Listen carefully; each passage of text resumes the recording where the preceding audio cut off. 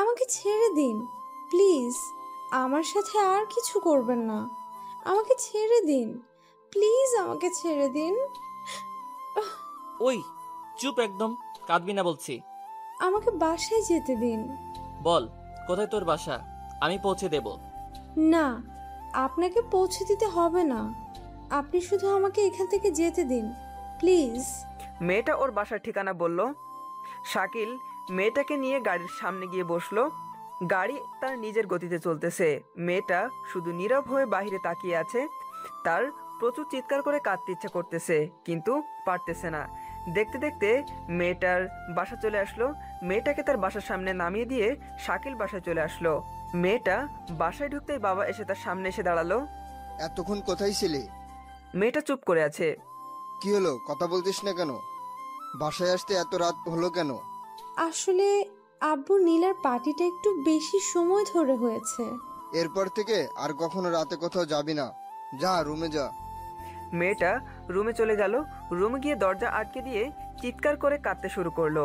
রুমটা sound proof, তাই ভেতরের কান্নার আওয়াজ বাইরে আসছে না। এমন সময় কারো দরজার আঘাত করার আওয়াজ শোনা গেল। দরজায় আঘাত করার শব্দ শুনে মেয়েটা চমকে উঠল। দ্বিতীয়বার দরজায় আঘাত করতেই মেয়েটা নিজের দুই চোখের অশ্রু মুছে নিয়ে দরজা খুলে দিল। দরজাটা খুলতেই সামনে তাকিয়ে দেখে তার মা দাঁড়িয়ে আছে। মেয়েটা আবার তার মাকে জড়িয়ে ধরে চিৎকার করে কাঁদতে শুরু করলো। কি রে লামিয়া, কাঁদছিস কেন? কি হয়েছে বল আমাকে। আব্বু বকা দিয়েছে দেখে কাঁদছিস, তাই না? কাঁদিস না, তোর আব্বু তোকে অনেক ভালোবাসে, তোর ভালোর জন্য এসব কথা বলেছে। আর শোন, এরপর থেকে আর এত রাত করবি না।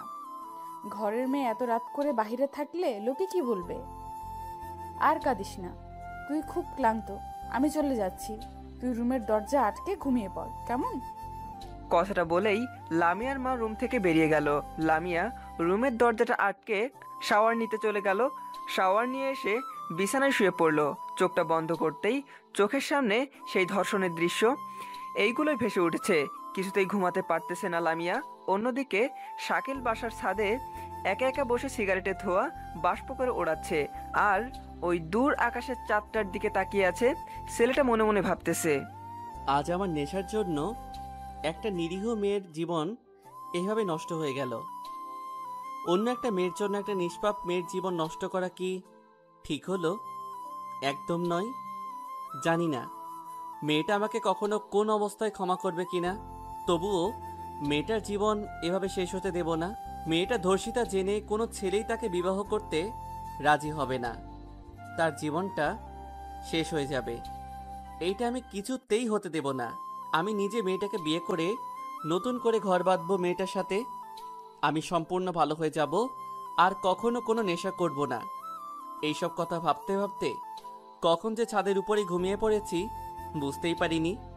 আজ কলেজে আসতে ইচ্ছে করছিল না, নিজের অনিচ্ছা সত্ত্বেও কলেজে চলে আসলাম। কলেজে এসে দেখলাম আমার বেস্ট ফ্রেন্ড রাফি এখনো কলেজে আসেনি। রাফি আমার বেস্ট ফ্রেন্ড, রাফির সব কথা আমার সাথে, আর আমার সব কথাই রাফির সাথে শেয়ার করি। কলেজে এসে রাফিকে একটা ফোন করলাম। হ্যালো।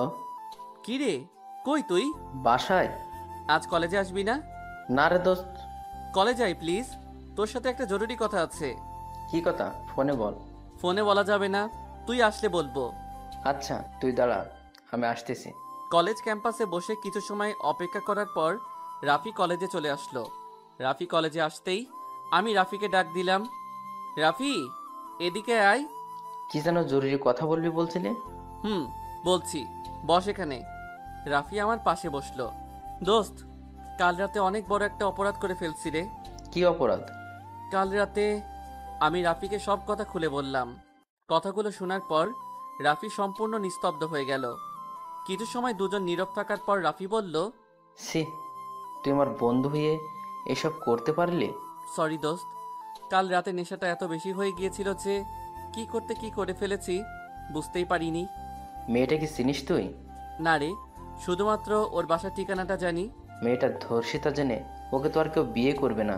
তোর জন্য একটা নিষ্পাপ মেয়ের জীবন শেষ হয়ে যাবে। না, এইটা আমি কিছুতেই হতে দেব না। আমি নিজে বিয়ে করব মেয়েটাকে। তাহলে তো অনেক ভালো হবে। আচ্ছা চল, বাসায় যাই, আজ আর ক্লাস করব না। তারপর আমি আর রাফি কলেজ থেকে বেরিয়ে একটা রিক্সা নিয়ে রাফিদের বাসার সামনে নেমে গেল, আর আমি আমার বাসায় চলে আসলাম। বাসায় এসে ফ্রেশ হয়ে আমার রুমে এসে বসে আছি। এমন সময় আম্মু আমার রুমে আসলো। আম্মু আমার রুমে এসে বলল, টেবিলে খাবার দিয়েছি, খেতে আয়। আম্মু শোনো। কি কিছু বলবি? হুম। কি বলবি বল। আম্মু, তোমরা না আমার বিয়ের কথা বলছিলে না? তো আমি বিয়ে করতে রাজি, তবে আমার একটা শর্ত আছে। কি শর্ত? আমার একটা মেয়েকে খুব পছন্দ হয়েছে, আমি তাকেই বিয়ে করতে চাই। তাই নাকি? কে সে? নাম কি? কোথায় থাকে? নাম তো জানি না, তবে বাসার ঠিকানাটা জানি। আচ্ছা, তুই খেতে আয়, আমি তোর আব্বুকে বলে দেখি। তারপর আম্মু আমার রুম থেকে চলে গেল। কিছু সময় পর আমিও খেতে চলে আসলাম। এসে দেখি সবাই খেতে বসে গিয়েছে। আমি টেবিলে গিয়ে বসতেই আম্মু আমার জন্য প্লেটে খাবার বেড়ে দিল। খাওয়ার সময় আম্মুকে চোখ দিয়ে ইশারা দিলাম কথাটা আব্বুকে বলার জন্য। কিছু সময় পর আম্মু বলল, যদি রাগ না করো তবে তোমাকে একটা কথা বলবো। কি কথা বলো? তোমার ছেলে একটা মেয়েকে খুব পছন্দ হয়েছে, ও তাকেই বিয়ে করতে চায়। তাই নাকি ভাইয়া? নাম কি তার? কোথায় থাকে? চুপ করো। ওর জন্য আমি আমার বন্ধুর মেয়েকে পছন্দ করে রেখেছি। আমার পছন্দ করা পাত্রীকেই ওকে বিয়ে করতে হবে। কিন্তু আব্বু। কিন্তু নয়, আমি আমার বন্ধুকে কথা দিয়েছি, আমি আমার কথা ফিরিয়ে নিতে পারবো না। আমার পছন্দ করা পাত্রীকেই তোমাকে বিয়ে করতে হবে, ব্যাস। আমার জন্য মেয়েটার জীবন কি এভাবে শেষ হয়ে যাবে? আমার এই পাপটা কি সারা জীবন এভাবে আমাকে কুড়ে কুড়ে খাবে? সারা জীবন কি মেয়েটার কাছে অপরাধী হয়ে থাকবো? আজ যদি মেয়েটাকে আমি বিয়ে না করতে পারি, তাহলে তো আমি কখনোই নিজেকে ক্ষমা করতে পারবো না। রাগের বশে প্লেটটা নিচে ছুঁড়ে ফেলে দিয়ে সেখান থেকে রুমে চলে আসলাম। রুমে এসে পকেট থেকে সিগারেটের প্যাকেটটা বের করে একটা সিগারেট ধরালাম। সিগারেটটা ধরিয়ে খুব দ্রুততার সাথে টানতে শুরু করলাম। নিজের শরীরের ভিতর থাকা কষ্টগুলোকে পুড়িয়ে ফেলছি, আর সিগারেটের ধোঁয়ার সাথে সেগুলো বাষ্প করে উড়িয়ে দিচ্ছি। হঠাৎ আম্মু আমার রুমে চলে আসলো। এসেই আমার গালে একটা বসিয়ে দিল। আমি মাথা নিচু করে বসে আছি। তুই আবার সিগারেট খাচ্ছিস? কতদিন না বলেছি এইসব কিছু খাবি না। একটা মেয়ের জন্য কেন নিজের জীবন এভাবে শেষ করছিস? তোর আব্বুকে তো চিনিসই, উনি একবার যা বলে তাই করে। তুই তোর আব্বুর পছন্দ করা মেয়েকে বিয়ে কর, তোর আব্বু কখনো তোর খারাপ চাইবে না। উফ আম্মু, তুমি আমার রুম থেকে যাও তো, আমাকে একটু একা থাকতে দাও। যাচ্ছি, তবে কথাটা ভেবে দেখিস। আম্মু রুম থেকে চলে গেল। আমার খুব ক্লান্ত লাগছে, তাই ঘুমানোর জন্য বিছানায় শুয়ে পড়লাম, কিন্তু কিছুতেই ঘুমাতে পারছি না। চোখটা বন্ধ করলেই সেই মেয়েটার অসহায় মুখটা ভেসে উঠছে। আজ সারাদিনে লামিয়া একবারও বাসা থেকে বের হয়নি। কিভাবেই বা বের হবে সে? তার এই ধর্ষিতা মুখ কাকে দেখাবে? কেউ বা তার অসহায়তাটা বুঝবে? সে যে এখন ধর্ষিতা, ধর্ষিতাকে সমাজের কেউই পছন্দ করে না। আমরা সবাই তাদের ঘৃণা করি। একজন মেয়ে কি কখনো নিজের ইচ্ছে ধর্ষিতা হয়? কখনোই নয়। একজন নিরীহ মেয়েকে ধর্ষণটা কিন্তু আমরা সমাজের মানুষরাই করে থাকি, অথচ আমরাই তাদের খারাপ দৃষ্টিতে দেখি। কালকে রাতের পর থেকে লামিয়া সম্পূর্ণ নিস্তব্ধ হয়ে গিয়েছে। লামিয়া আর কারোর সাথে তেমন কথা বলে না। তার জীবন থেকে যেন হাসি মুখটাই সম্পূর্ণ হারিয়ে গিয়েছে। দিনের বেশি সময় সে রুমের ভিতরেই নিস্তব্ধ হয়ে বসে থাকে। একদিন লামিয়া তার রুমে বসে আছে, এমন সময় লামিয়ার বাবা তার রুমে এসে বসলো। লামিয়া, তোকে একটা কথা বলার জন্য আমি এখানে এসেছি। কি কথা আব্বু, বলো। আমি তোর বিয়ের জন্য পাত্র ঠিক করেছি। বিয়ের কথা শুনেই লামিয়ার শরীরটা কেঁপে উঠল। বিয়ে? হ্যাঁ, বিয়ে। কিন্তু আব্বু, আমি তো এখন বিয়ে করব না। কেন? আমি আরো পড়াশোনা করতে চাই, পড়াশোনা করে নিজের পায়ে দাঁড়াতে চাই। তুই পড়াশোনা করবি কর, তোকে বাধা দিচ্ছে কে? ওদের সাথে আমার কথা হয়েছে, ওরা তোকে বিয়ের পরও পড়াবে। কিন্তু আব্বু, তবুও আমি এখন বিয়ে করব না। কিন্তু কেন? আমি এখন বিয়ে করতে চাই না। মেয়েটা কিভাবেই বা তার বাবাকে বোঝাবে যে সে ধর্ষিতা? তাই সে বিয়েটা করতে রাজি হচ্ছে না। আমি ওদেরকে কথা দিয়েছি, ওরা কালকে তোকে দেখতে আসবে। এর মাঝে কোনো ঝামেলা হোক তা কিন্তু আমি চাই না, কথাটা মনে থাকে যেন। কথাটা বলেই লামিয়ার বাবা রুম থেকে বেরিয়ে গেল। লামিয়া থ হয়ে বসে পড়ল। দেখতে দেখতে তার দু চোখে পানি চলে এসেছে। তার এই জীবন আর সহ্য হইতেছে না। মনে হচ্ছে এই স্বার্থপর পৃথিবী ছেড়ে অজানা একটা দেশে চলে যেতে, যেখানে কোনো যৌন ক্ষুধা থাকবে না, থাকবে না এদের মতো মানুষরূপী পশুরা যারা মেয়ে দেখলে ঝাঁপিয়ে পড়ে তাদের এই দেহটাকে ভোগ করার জন্য। লামিয়া উচ্চস্বরে কাঁদছে, কিন্তু কেউ তার কান্না শুনতে পারছে না। সবাই শুধু মানুষের বাহিরটাই দেখে, কিন্তু কেউ কখনো কোনো মানুষের ভেতরটা দেখে না। আজ নিজের অনিচ্ছা সত্ত্বেও শাকিল তার বিয়ের জন্য পাত্রী দেখতে যাচ্ছে। আজ শাকিলের মুখে একটুও হাসি নেই। হাসি থাকবেই বা কি করে? সে যে এখন ধর্ষক। একটা মেয়ের জীবন সম্পূর্ণ নষ্ট করে ফেলেছে সে। চোখের সামনে শুধু সেই মেয়েটার মুখটাই ভেসে উঠছে। ইচ্ছে করছে গাড়ি থেকে লাফ দিয়ে নেমে ওই মেয়েটার কাছে ছুটে যেতে, কিন্তু নিজের বাবার মান সম্মানের কথা ভেবে সেটাও পারছে না। দেখতে দেখতে হঠাৎ করে গাড়িটা লামিয়াদের বাসার সামনে দাঁড় করালো। শাকিল তো পুরোই টাসকি খেয়ে গেল। আব্বু গাড়িটা এখানে দাঁড় করালো কেন? তবে কি লামিয়া আব্বুকে সব কথা বলে দিয়েছে? আল্লাহ বাঁচাও আমারে, জানি না এখন আমার কি হয়। আমি আব্বুকে বললাম, আব্বু গাড়িটা এখানে দাঁড় করালে কেন? এটাই তো আমার বন্ধুর বাসা। লামিয়ার ছোট বোনের সাথে আমার বিয়ে নাকি? যদি তাই হয় তবে তো আমি পুরাই বাস খেয়ে যাব। কি রে ভাইয়া, তুই কি গাড়ি থেকে নামবি না নাকি? নামছি তো। তারপর গাড়ি থেকে নেমে বাসার ভিতরে ঢুকলাম। আমাদের সকলকে একটা রুমে বসতে দিয়ে সকলকে খাওয়ার জন্য শরবত দেওয়া হলো। আমি শরবতটা মুখে দেব এমন সময় মাথায় ইয়া বড় একটা ঘোমটা দিয়ে বউকে নিয়ে আসা হলো। লামিয়া কই? লামিয়াকে তো দেখতেছি না। লামিয়ার কথা ভাবতেই মনটা খারাপ হয়ে গেল। জানি না মেয়েটা কখনো আমাকে ক্ষমা করবে কিনা। সকলের কথায় মেয়েটার মাথার ঘোমটাটা খুলে দেওয়া হলো। ঘোমটাটা খুলতেই আমি থ হয়ে গেলাম। মেয়েটাকে দেখেই বড় একটা ঝাটকা খেলাম। আমার হাত থেকে শরবতের গ্লাসটা নিচে পড়ে গিয়ে ভেঙে চুরমার হয়ে গেল। আরে এইটা আমি কি দেখছি? এইটা তো লামিয়া। তার মানে লামিয়ার সাথে আমার বিয়ের কথা চলছিল। যাক, একদিক থেকে ভালোই হবে, আমি নিজের পাপের প্রায়শ্চিত্তটা করার একটা সুযোগ পেয়ে গেলাম। লামিয়ার দিকে লক্ষ্য করলাম। আমাকে দেখে লামিয়া রাগে লাল হয়ে গেল। মনে হচ্ছে যেন আমাকে কাছে পেলে সম্পূর্ণ চিবিয়ে খেয়ে ফেলতো। আমি বললাম, আমরা কি একটু 5টা মিনিট আলাদা কথা বলতে পারি? পারবে না কেন? তোমরা দুজন দুজনকে ভালো করে চিনে নাও। আপনি একটু ছাদে আসবেন? আমি বাসার ছাদে চলে গেলাম। ছাদে কিছু সময় অপেক্ষার পর লামিয়া ছাদে চলে আসলো। দুজনই নীরব হয়ে দাঁড়িয়ে আছি। কিছু সময় পর লামিয়া বলল, বলুন, কি জন্য এখানে ডেকেছেন? আপনি আমাকে ক্ষমা করে দিন প্লিজ। আমি আসলে ইচ্ছে করে কিছু করিনি।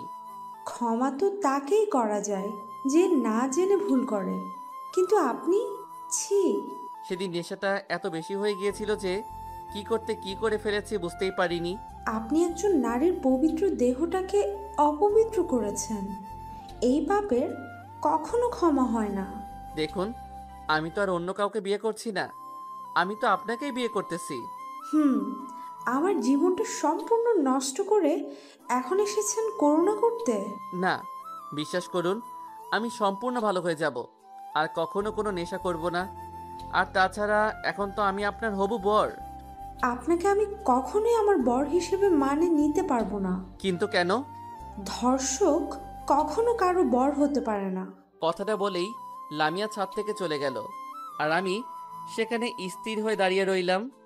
সত্যি তো, আমি তো একজন ধর্ষক, আর ধর্ষক কখনো কারো বর হতে পারে না। জানি না লামিয়া আমাকে বিয়ে করতে রাজি হবে কিনা। মনে হয় হবে না। আমার সাথে তার বিয়েটা ভেঙে দেবে হয়তো। আমি ছাদ থেকে রুমে চলে আসলাম। রুমে এসে আমার বন্ধু রাফির কাছে যা শুনলাম তা শুনে তো আমি নিজের কানকেই বিশ্বাস করতে পারছি না।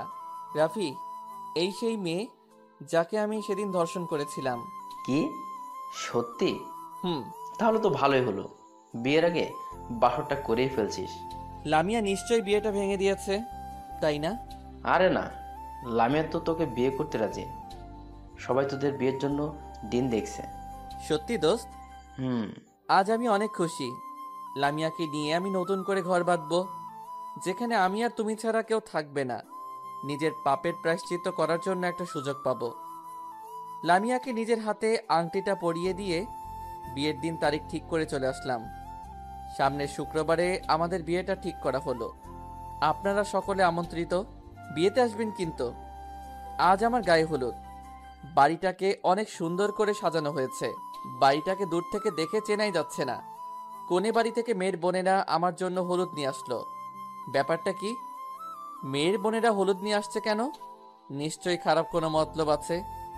দেখাই যাক না কি হয়। আমার হবু শালিকারা হলুদের বাটিটা নিয়ে আমার কাছে চলে আসলো। বউ যদি হবু হয় তাহলে শালিকারা হবু হবে না কেন? বাহ, কি বুদ্ধি আমার! এই জন্যই তো পরীক্ষায় এত কম নম্বর পাই।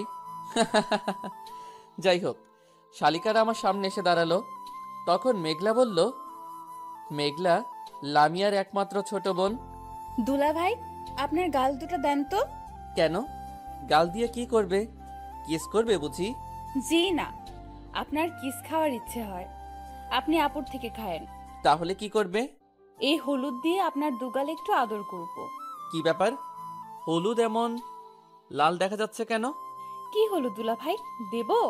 কি আর করব, হাজার হলেও তো শালিকা বলে কথা, তার কথা কি আর ফেলতে পারি? আমার দু গাল মেঘলার দিকে এগিয়ে দিলাম। নিজের ইচ্ছা মতো সবাই আমার গালে হলুদ মেখে দিয়ে হাসতে হাসতে চলে গেল।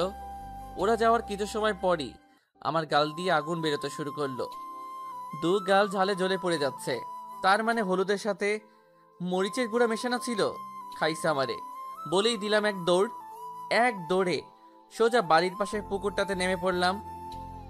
সেখানে অনেক সময় থাকার পর বাসায় এসে গোসল করলাম। বিকেলে আমার বন্ধু রাফিকে বললাম, দোস্ত, আমার একটা কাজ করতে পারবি? কি কাজ বল? 500 টাকার একটা এবং 1000 টাকার 3টা নোট হাতে দিয়ে বললাম, এই নে। কি করবে এত টাকা দিয়ে? এই টাকাগুলো বাজার থেকে ছাপিয়ে নিয়ে আয়। কেন বলতো? এত প্রশ্ন করিস কেন? যা বলছি তাই কর। রাফি টাকাগুলো ছাপাতে বাজারে চলে গেল। রাতে টাকাগুলো ছাপিয়ে নিয়ে এসে আমার হাতে দিল রাফি। তারপর রাফি আর আমি একসাথে শুয়ে পড়লাম। কিছু সময় পর আমি বললাম, রাফি, কাল একটা কাজ করবি? তোর কোন কাজটা আমি করিনি বলতো? কালকে ওরা যখন টাকা নেওয়ার জন্য গেটে আটকাইবে, তখন এই ছাপানো টাকাগুলো ওদের দিয়ে চলে আসবি। কি বলছিস ভাই? ওরা জানতে পারলে আমাকে হেভি মার দিবে। তোকে যা বলছি তাই করবি। আর এত ভয় পাচ্ছিস কেন? আমি তো আছি। সেটাই তো বড় ভয়। কি বললি তুই? কই কিছু না তো। আমি আবার কি বললাম? আচ্ছা, এখন ঘুমা, কাল তাড়াতাড়ি উঠতে হবে। তারপর দুজন একসাথে ঘুমিয়ে পড়লাম। আজ আমার বিয়ে। সেই কখন থেকে ফ্রেন্ডের সাথে মাইক্রোতে বসে আছি, এখনো পর্যন্ত আমার চাচাতো খালাতো ফুফাতো বোনদের আসার কোনো নামগন্ধই নেই। আসলে মেয়ে মানুষ এইরকমই, একবার সাজতে বসলে আর উঠতেই চায় না। আমার বিয়ের জন্য একটা বাস আর একটা মাইক্রো ঠিক করা হয়েছে। ওই তো ওরা সবাই চলে এসেছে। তারপর সবাই চললাম কোনে বাড়িতে যাওয়ার উদ্দেশ্যে। মাইক্রোতে বেশ কিছু সময় অপেক্ষার পর আমরা বিয়ে বাড়িতে চলে আসলাম। বাহ, বাড়িটাকে বেশ সুন্দর করে সাজানো হয়েছে তো। বিয়ে বাড়ির গেটেই আমাদের সকলকে আটকে দেওয়া হলো। মিষ্টি আর শরবত খাওয়ানোর পর রাফি বলল, গেটটা এখন খুলে দিলে আমরা ভেতরে যেতে পারি। না না, আগে 5,000 টাকা দিন, তারপর গেট খুলে দেওয়া হবে। ওমর খোদা, এত টাকা আমরা দিতে পারবো না, 1000 টাকা দেই। জি না, 1,000 টাকা আমরা নেব না। তাহলে কম কত চান বলুন? ঠিক আছে, আপনারা 3,000 টাকাই দেন। আচ্ছা, এই নেন 3000 টাকা। এর সাথে আপনাদের 500 টাকা বাড়িয়ে দিলাম। তারপর গেট খুলে দেওয়া হলো। সকলেই যে যার মতো করে ভেতরে ঢুকলো।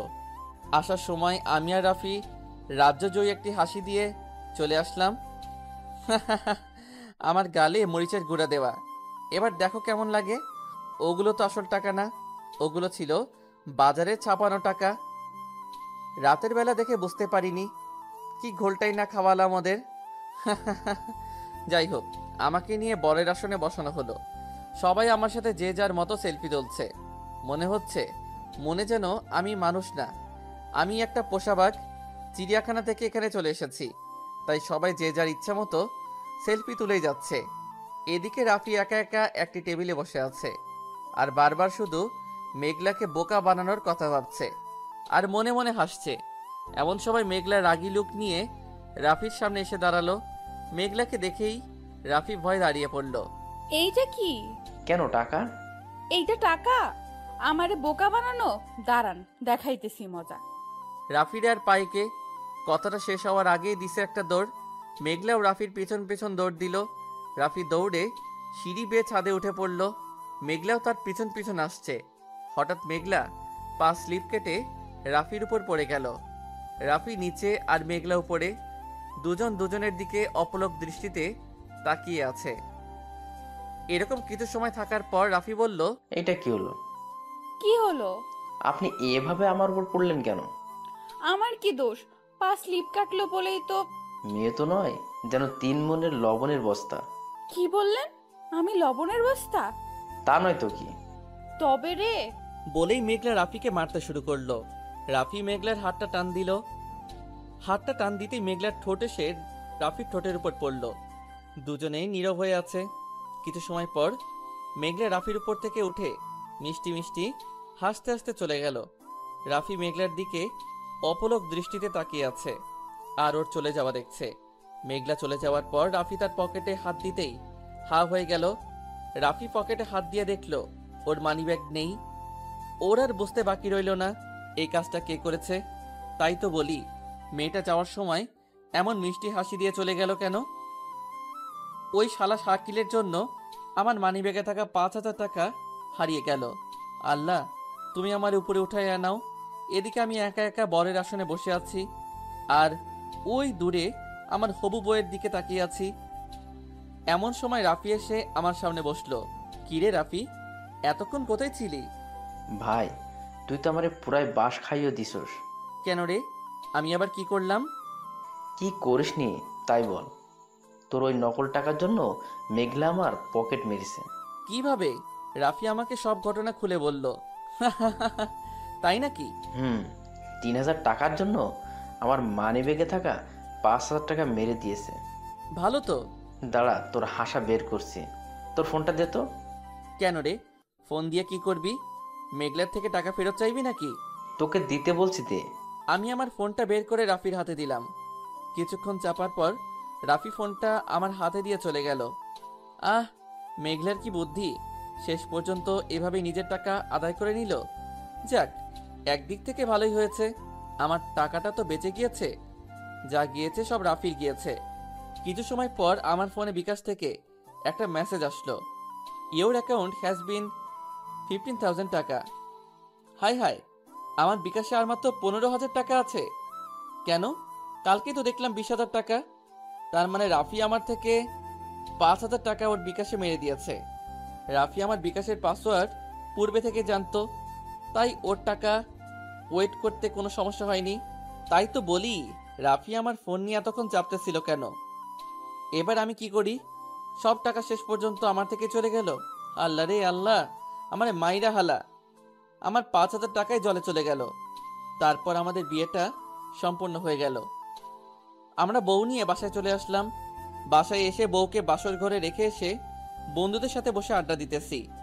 বন্ধুদের সাথে আড্ডা দিতে দিতে অনেকটা সময় পেরিয়ে গেল। এদিকে আমার বন্ধুরা আমাকে ছাড়ছেই না। বাসর ঘরে কখন থেকে বউ আমার জন্য অপেক্ষা করছে আর এরা তো বুঝতেই চাচ্ছে না। আমি আমার বন্ধুদের বললাম, দোস্ত তোরা থাক, আমাকে এখন রুমে যেতে হবে। কেন রে, এত তাড়া কেন? বাসর ঘরে তোদের ভাবি আমার জন্য অপেক্ষা করছে। ভাবির কাছ থেকে আর দূরে থাকতে মন চাইতেছে না, না? আচ্ছা যা, তবে বাসর ঘরে বিড়ালটা ঠিক মতো মারিস। তারপর আমি আমার বন্ধুদের কাছে থেকে আমার রুমে চলে আসলাম। রুমের দরজার সামনে দাঁড়াতেই চোখ পড়লো আমার চাচাতো মামাতো খালাতো বোনদের উপর। দেখি ওরা লামিয়ার সাথে বসে আড্ডা দিচ্ছে। আমি রুমের ভিতরে ঢুকতেই ওরা সকলেই রুম থেকে বেরিয়ে আসলো। বেরিয়ে আসার সময় আমার মামাতো বোন মায়া বলল, তোর সাথে এখানে আমি থাকতাম, কিন্তু কিছু স্বপ্ন স্বপ্নই থেকে যায়, তা কখনো বাস্তবে রূপ নিতে পারে না। ভালো থাকিস তোরা, লামিয়ারে কখনো কষ্ট দিস না। কথাটা বলেই মায়া রুম থেকে বেরিয়ে গেল। তখন আমার খালাতো বোন তানজিলা বলল, ভাইয়া, বিড়ালটা একটু জোরে মারিস কিন্তু। বলেই সবাই হাসতে হাসতে বেরিয়ে গেল। আমি রুমের দরজা আটকে দিয়ে লামিয়ার সামনে গিয়ে দাঁড়ালাম। লামিয়ার সামনে গিয়ে দাঁড়িয়ে ওর ওই গোলাপি ঠোঁট দুইটার দিকে তাকালাম। ওর ঠোঁট দুইটার দিকে তাকিয়ে নিজেকে আর সামনে রাখতে পারলাম না। আমি লামিয়ার দিকে হাত বাড়াতেই লামিয়া বলল, আমাকে একদম স্পর্শ করার চেষ্টা করবেন না। কিন্তু কেন? আমি তো এখন তোমার স্বামী। ধর্ষক কখনো কারো স্বামী হতে পারে না। তাহলে আমাকে বিয়ে করেছো কেন? আপনার পাপের শাস্তি দেওয়ার জন্য। আপনি কখনো আমার থেকে স্ত্রীর অধিকার পাবেন না। লামিয়া তো সত্যি কথাই বলেছে।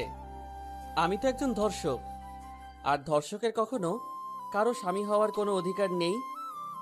ধর্ষকরা হলো সমাজের সবচেয়ে নিকৃষ্ট ব্যক্তি, যাদের সমাজের কেউই পছন্দ করে না। আমি মাথা নিচু করে ঘুমানোর জন্য বিছানার দিকে পা বাড়ালাম। তখন লামিয়া বলল, আমি আপনার সাথে এক বিছানায় ঘুমাতে পারবো না। তাহলে এখন কি করব? আপনি নিচে ঘুমাবেন নাকি আমি নিচে ঘুমাবো? আপনাকে নিচে ঘুমাতে হবে না, আমি নিচে ঘুমাইতেছি। কথাটা বলেই আমি একটা চাদর আর একটা বালিশ নিয়ে নিচে বিছানা করে শুয়ে পড়লাম। একে তো শীতের রাত, তার উপর নিচে শুয়ে আছি।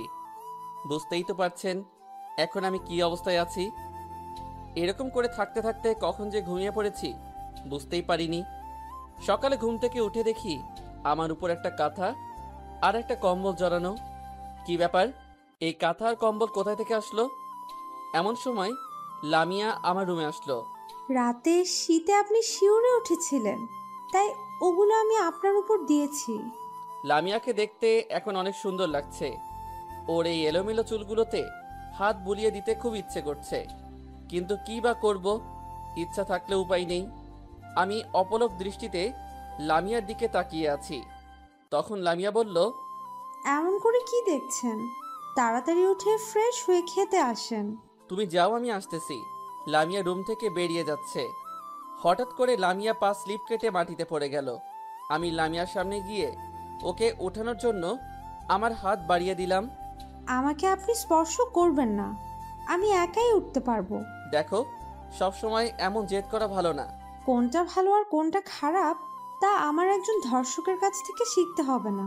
লামিয়ার কথাটা শুনেই বুকের ভেতরটা কেঁপে উঠল। আমি সেখান থেকে রুমে চলে আসলাম।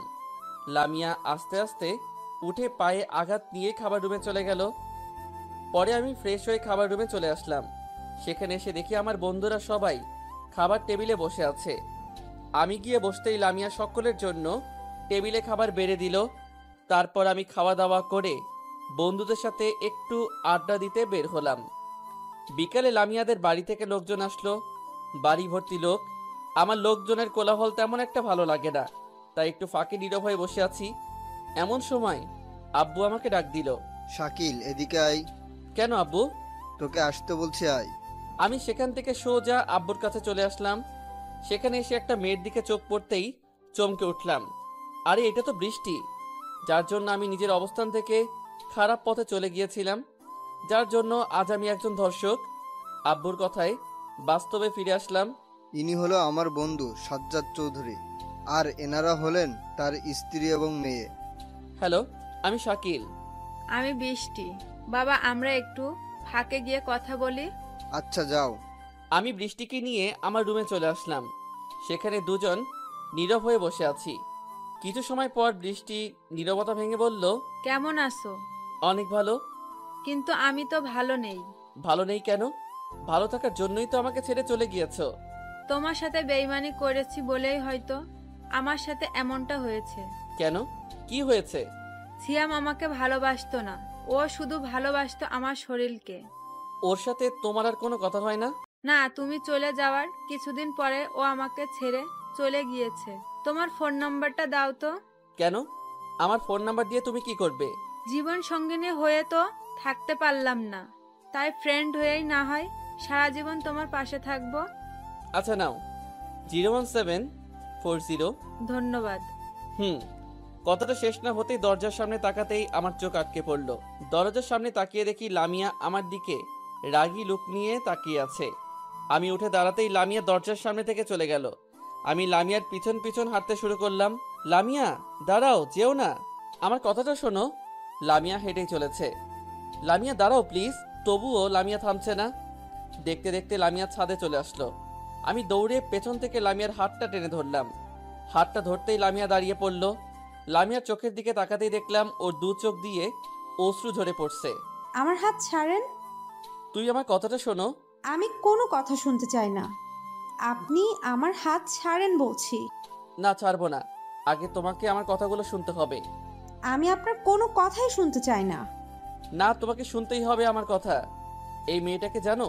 এই সেই মেয়ে যার জন্য আজ আমি একজন ধর্ষক। মানে? আমি লামিয়াকে সব কথা খুলে বললাম। কথাগুলো শুনে লামিয়া একদম নিস্তব্ধ হয়ে গেল।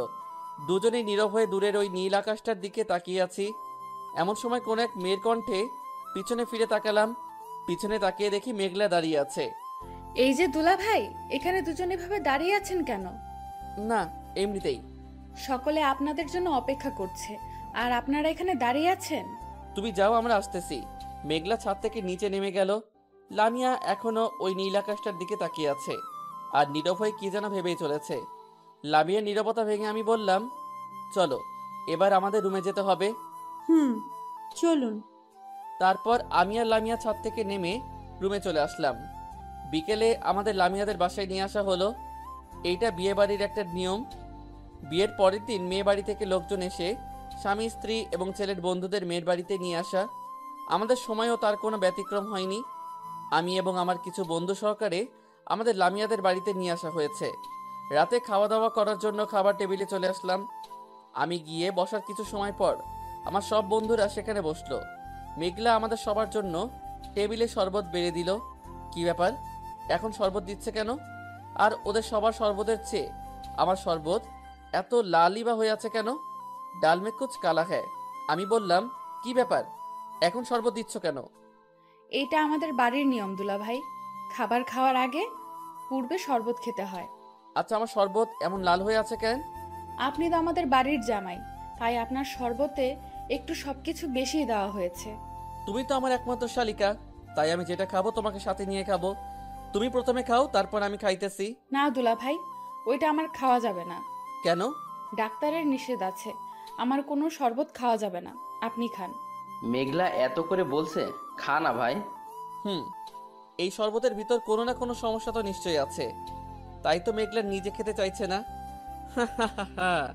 রাফি, তোর মেঘলার পক্ষ নিয়ে বের করছি, দাঁড়া। পরীক্ষাটা আমি তোকে দিয়ে করব। রাফি। বল। আজ পর্যন্ত কি আমি কোনো কিছু তোকে ছাড়া খেয়েছি? না রে ভাই, তোরটা আমি খেয়েছি আর আমারটা তুই। তাহলে এখনো তার ব্যতিক্রম হবে কেন? না দুলা ভাই, এইটা শুধু আপনার জন্য, আর তাছাড়া ওনার তো শরবত আছেই, উনি ওইটা খাবে না। এই শরবতটা আমরা দুজনই ভাগাভাগি করে খাবো। তুই যখন এত করে বলছিস, দে খাই। রাফির শরবতের গ্লাসটা আমার হাতে আর আমার শরবতের গ্লাসটা রাফির হাতে দিলাম। গ্লাসটা রাফির হাতে দিতেই মেঘলার মুখটা চুপসে গেল। আমি একটু একটু করে শরবত খাচ্ছি আর রাফির দিকে তাকিয়ে আছি। আল্লাহ জানে রাফির আজকে কি অবস্থা হবে। রাফি এক নিঃশ্বাসে সব শরবত খেয়ে ফেললো। তার কিছু সময় পরই রাফির মুখ দিয়ে আগুন বেরোতে শুরু করব। রাফির এমন অবস্থা দেখে আমার মুখ থেকে শরবত পড়ে আমার জামাতে লাগলো। আমি আগেই বুঝতে পেরেছিলাম শরবতের ভিতর কোনো না কোনো সমস্যা তো নিশ্চয়ই আছে। আসলে শরবতের সাথে শুকনা মরিচের গুঁড়া মেশানো ছিল, তাই তো রাফির মুখ এমন আগুনের মতো দাদা করে জ্বলছে। যাক, একদিক দিয়ে ভালোই হয়েছে, আমি তো বেঁচে গিয়েছি। এদিকে রাফি ওয়াশরুমের দিকে দিছে একটা দৌড়। রাফি এক দৌড়ে সোজা ওয়াশরুমে চলে গেল। আমার সব বন্ধুরা রাফির অবস্থা দেখে হাসতে শুরু করলো। এমন সময় লামিয়া খাবার রুমে আসলো। লামিয়াকে দেখে মেঘলা খাবার রুম থেকে দৌড়ে পালিয়ে গেল। কিছু সময় পর রাফি ওয়াশরুম থেকে বেরিয়ে আসলো। লামিয়া আমাদের সবার জন্য টেবিলে খাবার বেড়ে দিল। সবাই খাওয়া দাওয়া করে রুমে চলে গেল। আমিও আমার রুমে চলে আসলাম। রুমে এসে দেখি মেঘলা আমাদের বিছানাটা গুছিয়ে দিচ্ছে। আমি রুমের ভিতরে ঢুকতেই মেঘলা বলল, দুলা ভাই, আপনার ওই ড্রেসটা চেঞ্জ করে এইটা পরে নেন, ওই শরবতটা পরে নষ্ট হয়ে গিয়েছে। তুমি যাও, আমি পড়তেছি। আচ্ছা। মেঘলা শোনো। কি কিছু বলবেন? এই নাও 1000 টাকা। এই টাকা আমাকে দিচ্ছেন কেন? আমার বন্ধুদের বিছানায় চুলকানির ওষুধ মিশিয়ে দেবে। এটা কি বলছেন দুলা ভাই? যা বলছি তাই করো, টাকা লাগলে আরো দেব। না দুলা ভাই, আর লাগবে না, এতেই হয়ে যাবে। মেঘলা হাসতে হাসতে আমার রুম থেকে বেরিয়ে গেল। আহা, কি মজা! এবার ওরা বুঝবে চুলকানির কি সাজা। মেঘলা যাওয়ার পর আমি ড্রেসটা চেঞ্জ করে নিলাম। ড্রেস চেঞ্জ করার কিছু সময় পরই শরীরের ভিতর চুলকানি অনুভব করলাম। তার মানে মেঘলা আমার জামার ভিতর চুলকানির ওষুধ মিশিয়ে দিয়েছে। ওহ, কি চুলকানি! চুলকানির জন্য শরীর একদম জ্বলে পড়ে যাচ্ছে। ড্রেস চেঞ্জ করার কিছু সময় পরই শরীরের ভিতর চুলকানি অনুভব করলাম। তার মানে মেঘলা আমার জামার ভিতর চুলকানির ওষুধ মিশিয়ে দিয়েছে। উফ, কি চুলকানি! চুলকানির জন্য শরীর একদম জ্বলে পড়ে যাচ্ছে। আল্লাহ বাঁচাও আমারে। আমি সোজা ওয়াশরুমে চলে গেলাম। ওয়াশরুমে গিয়ে শাওয়ার নিলাম। শাওয়ার নিয়ে রুমে আসতেই আমার সব বন্ধুরা শরীর চুলকাইতে চুলকাইতে আমার রুমে আসলো। আমি ওদের অবস্থা দেখে মিষ্টি মিষ্টি হাসতেছি। বাহ, মেঘলা তো অনেক ভালো কাজ করেছে, আমার একটা টাকাও বৃথা যায়নি। এইবার ওরা বুঝবে চুলকানি কি জিনিস। ওদের সবার কি অবস্থা এটাই না করেছে মেঘলা। আমি বললাম, কি রে তোরা এমন করছিস কেন? ভাই, তোর শালিকা তো আমাদের পুরোই 12টা বাজিয়ে দিয়েছে। কেন রে, কি করেছে ও? কি করিনি তাই বল। তোর শালিকা আমাদের বিছানায় চুলকানির ওষুধ মিশিয়ে দিয়েছে। ওহ, কি চুলকানি রে বাবা। তাই নাকি? হুম। কথাটা শেষ হতেই লামিয়া রুমে আসলো। লামিয়াকে দেখে সবাই রুম থেকে বেরিয়ে চলে গেল। লামিয়া আসতেই আমি নিচে বিছানা করার জন্য কাঁথা আর বালিশ হাতে নিলাম। এমন সময় লামিয়া বলল, দাঁড়ান, কি করছেন? নিচে ঘুমানোর জন্য বিছানা করছি। আপনার নিচে বিছানা করা লাগবে না। তাহলে আমি ঘুমাবো কোথায়? আপনি বিছানায় আমার সাথে ঘুমাবেন। কথাটা শুনেই বুকের বাম পাশটা কেমন যেন করে উঠল। যে মেয়েটা আমার সাথে ঘুমাতে চাইনি বলে আমাকে নিচে থাকতে হয়েছে, আজ সেই মেয়েটাই আমাকে তার সাথে ঘুমাতে বলছে। মেয়েদের মন বোঝা নয় রে সোজা। আমি অবাক দৃষ্টিতে লামিয়ার দিকে তাকিয়ে আছি। এই যে, এইভাবে কি দেখছেন? না, কিছু না। এই শীতের রাতে আপনাকে আর কষ্ট করে নিচে ঘুমাতে হবে না। আপনি এখন থেকে আমার সাথেই ঘুমাবেন। লামিয়ার কথাগুলো শুনে আমার দু চোখে অশ্রু চলে আসলো। তবে এইটা কষ্টের অশ্রু না, এইটা হলো আনন্দের অশ্রু। আমি বিছানায় এসে শুয়ে পড়লাম। তার কিছু সময় পরই লামিয়া এসে আমার পাশে শুয়ে পড়ল। মানুষ বড়ই অদ্ভুত, কখন যে কে কার আপন হয় আর কখন যে কে কার পর হয়ে ওঠে তা বোঝা বড় কঠিন। দেখতে দেখতে লামিয়া ঘুমিয়ে পড়ল। আমি অপলক দৃষ্টিতে তাকিয়ে আছি লামিয়ার দিকে। ঘুমের ঘোরে লামিয়ার ওই মায়াবী মুখটা দেখতে অনেক সুন্দর লাগছে। লামিয়ার মুখের দিকে তাকিয়ে থাকতে থাকতে কখন যে ঘুমিয়ে পড়েছি বুঝতেই পারিনি। সকালে সূর্যের রশ্মি চোখে পড়ায় ঘুমটা ভেঙে গেল। ঘুমটা ভাঙতেই আমার পাশে তাকিয়ে দেখি লামিয়া আমার পাশে নেই। এদিক ওদিক তাকিয়ে দেখি লামিয়া রুমের ভিতরও নেই। কি ব্যাপার, লামিয়া এত সকালে কোথায় গেল? মনমরা হয়ে দরজার সামনে তাকাতেই আমার মুখে হাসি ফুটে উঠল। দরজার সামনে তাকিয়ে দেখি লামিয়া গোসল করে আসছে। চুলগুলো এলোমেলো, ঠোঁটে হালকা লিপস্টিক দেওয়া। সব মিলিয়ে লামিয়াকে দেখতে এখন অনেক সুন্দর লাগছে।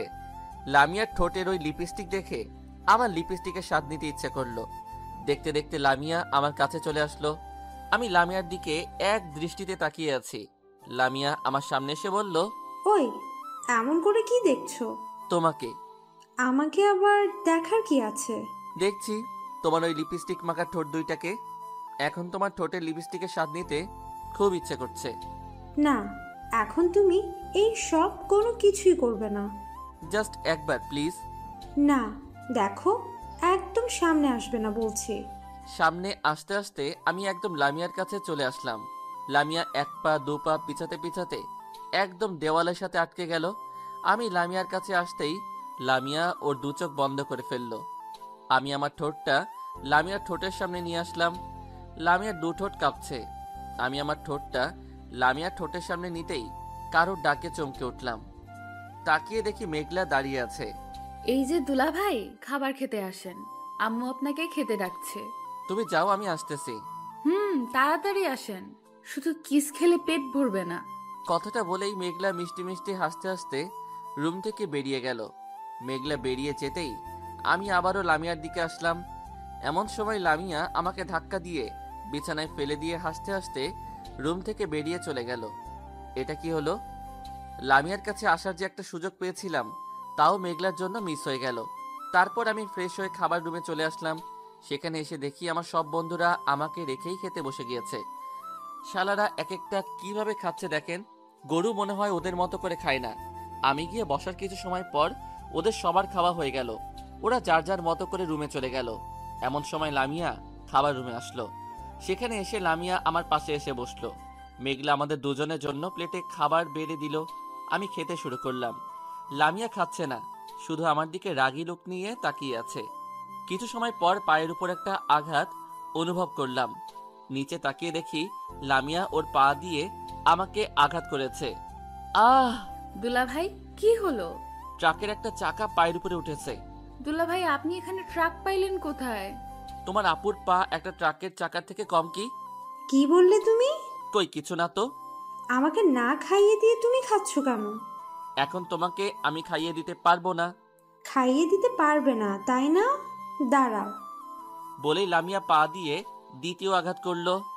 আহ! কে বললো খাইয়ে দেব না? দিচ্ছি তো, হা করো। লামিয়া ইয়া বড় একটা হা করলো। আমি নিজের হাতে লামিয়াকে খাইয়ে দিচ্ছি। আহ, কি বউ পেয়েছি! বউ আমাকে না, আমাকেই বউকে খাইয়ে দিতে হচ্ছে। মেঘলা আমার অবস্থা দেখে মিষ্টি মিষ্টি হাসছে। তখন আমি বললাম, মেঘলা তুমি খেয়েছো? না, আপনারা খাওয়ার পর খাবো। নাও হা করো। না দুলাভাই আপনারা খান, আমি পরে খাবো। হা করো বলছি। মেঘলা হা করতেই আমি মেঘলাকে খাইয়ে দিলাম। আহা, কি শান্তি! দুই সাইডে দুই বউকে খাইয়ে দিচ্ছি। এরকম কিছু সময় পর মেঘলা বলল, দুলাভাই আপনি হা করেন তো। কেন? আপনাকে আমি একটু খাইয়ে দেই। আচ্ছা দাও। মেঘলা আমার প্লেট থেকে খাবার নিয়ে আমার মুখে তুলে দিল। একটু খাওয়ার পরই মুখের ভিতর ঝাল অনুভব করলাম। আমার প্লেটের দিকে তাকিয়ে দেখি আমার প্লেটে রাখা কাঁচা মরিচটা নেই। তার মানে মেঘলা আমার খাবারের সাথে মরিচটা মিশিয়ে দিয়েছে। মুখটা খুললেই মনে হচ্ছে আমার সমস্ত মুখ দিয়ে আগুন বেরোতে শুরু করবে। এরকম অবস্থায় লামিয়ার ওই মায়াবী মুখটার দিকে তাকাতেই আমার সমস্ত ঝাল হজম হয়ে গেল। তারপর আমি ওদের দুজনকে খাইয়ে দিয়ে এসে রুমে চলে আসলাম। বিকেলে বউকে নিয়ে লামিয়াদের বাড়ি থেকে আমাদের বাড়িতে চলে আসতেছি। এমন সময় মেঘলা আমাকে ডাক দিল। মেঘলা আমাকে ডাক দিতেই আমি পেছনে ফিরে তাকালাম। এই যে দুলাভাই শুনছেন? বলো। আপনার বন্ধু রাফির ফোন নাম্বারটা একটু দেন তো। কেন? এমনি দেন না প্লিজ। আচ্ছা নাও, 017249046। ধন্যবাদ। শালিকা, তুমি আমারে অনেক জ্বালাইয়াছো। এবার বুঝবে জ্বালানো কাকে বলে। ওইটা তো রাফির নাম্বার না। রাফির নাম্বারের পরিবর্তে আমার নাম্বার দিয়ে দিয়েছি। আমাকে মরিচ খাওয়ানো। এবার বুঝবে কোন মরিচে কত ঝাল। যাই হোক, তারপর সবার থেকে বিদায় নিয়ে আমরা আমাদের বাড়িতে চলে আসলাম। বাসায় এসে আমি আমার রুমে বসে ল্যাপটপ চালাইতেছি। এমন সময় লামিয়া আমার পাশে এসে বসলো। কিছু সময় পর লামিয়া বলল, এই যে শোনো। কিছু বলবে? আচ্ছা বলো, কি বলবে? চলো না একটু ছাদ থেকে ঘুরে আসি। তুমি যাও, আমি যাব না। চলো না প্লিজ প্লিজ প্লিজ। আচ্ছা চলো। তারপর আমি লামিয়াকে নিয়ে ছাদে যাওয়ার উদ্দেশ্যে রওনা হলাম। ছাদের সিঁড়ির সামনে আসতেই লামিয়া দাঁড়িয়ে পড়ল। আমি সিঁড়ি বেয়ে উপরে উঠতে পারবো না। তাহলে আমি কি করব? আমাকে কোলে তুলে নিয়ে উপরে নিয়ে যাও। আমি পারবো না। আর তাছাড়া অন্যরা দেখলে কি বলবে? তুমি আমাকে কোলে তুলে নেবে না, তাই তো? হুম। আচ্ছা যাও, নিতে হবে না। আমাকে কোলে তুলে নেবে কেন? আমি তোমার কে হই?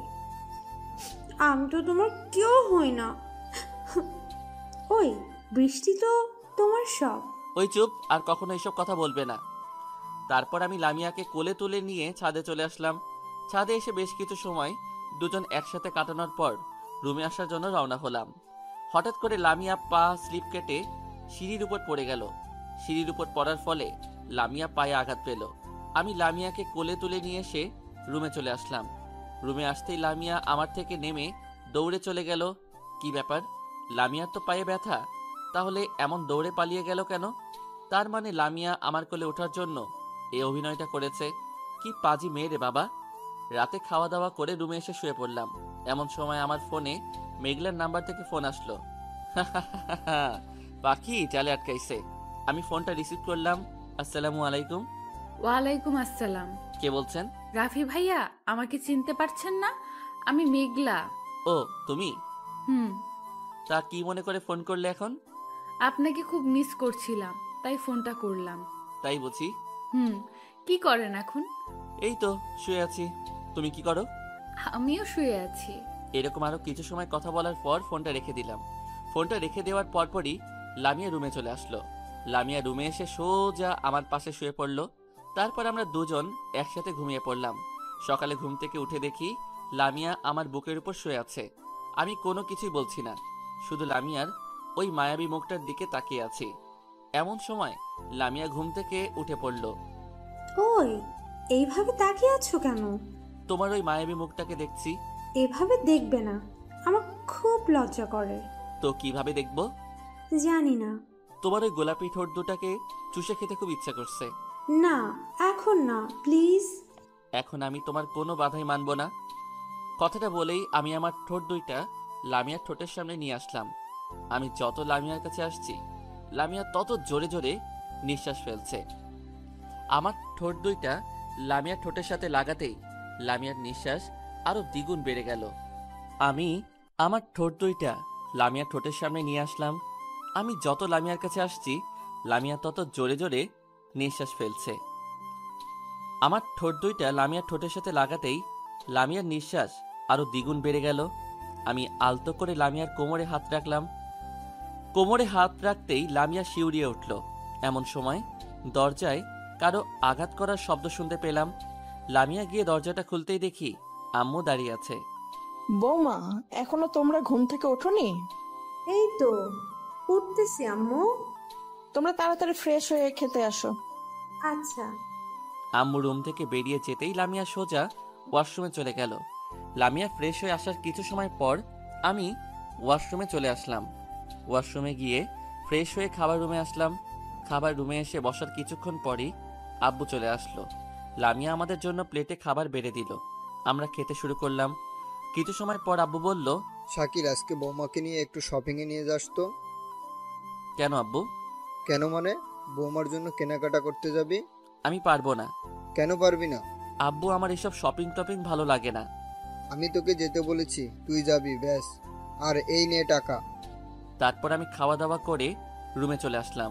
উফ, কি ঝামেলা রে বাবা, এখন বউকে নিয়ে আবার শপিংয়ে যেতে হবে। আজকে যদি লামিয়াকে নিয়ে শপিংয়ে না যাই, তবে আব্বু আমার 12টা বাজিয়ে দিবে। এক প্রকার জোর করেই বিকেলে বাইকটা বের করে লামিয়াকে নিয়ে শপিংয়ের উদ্দেশ্যে রওনা হলাম। কিছু পথ চলার পর একটা দোকানের সামনে বাইকটা দাঁড় করালাম।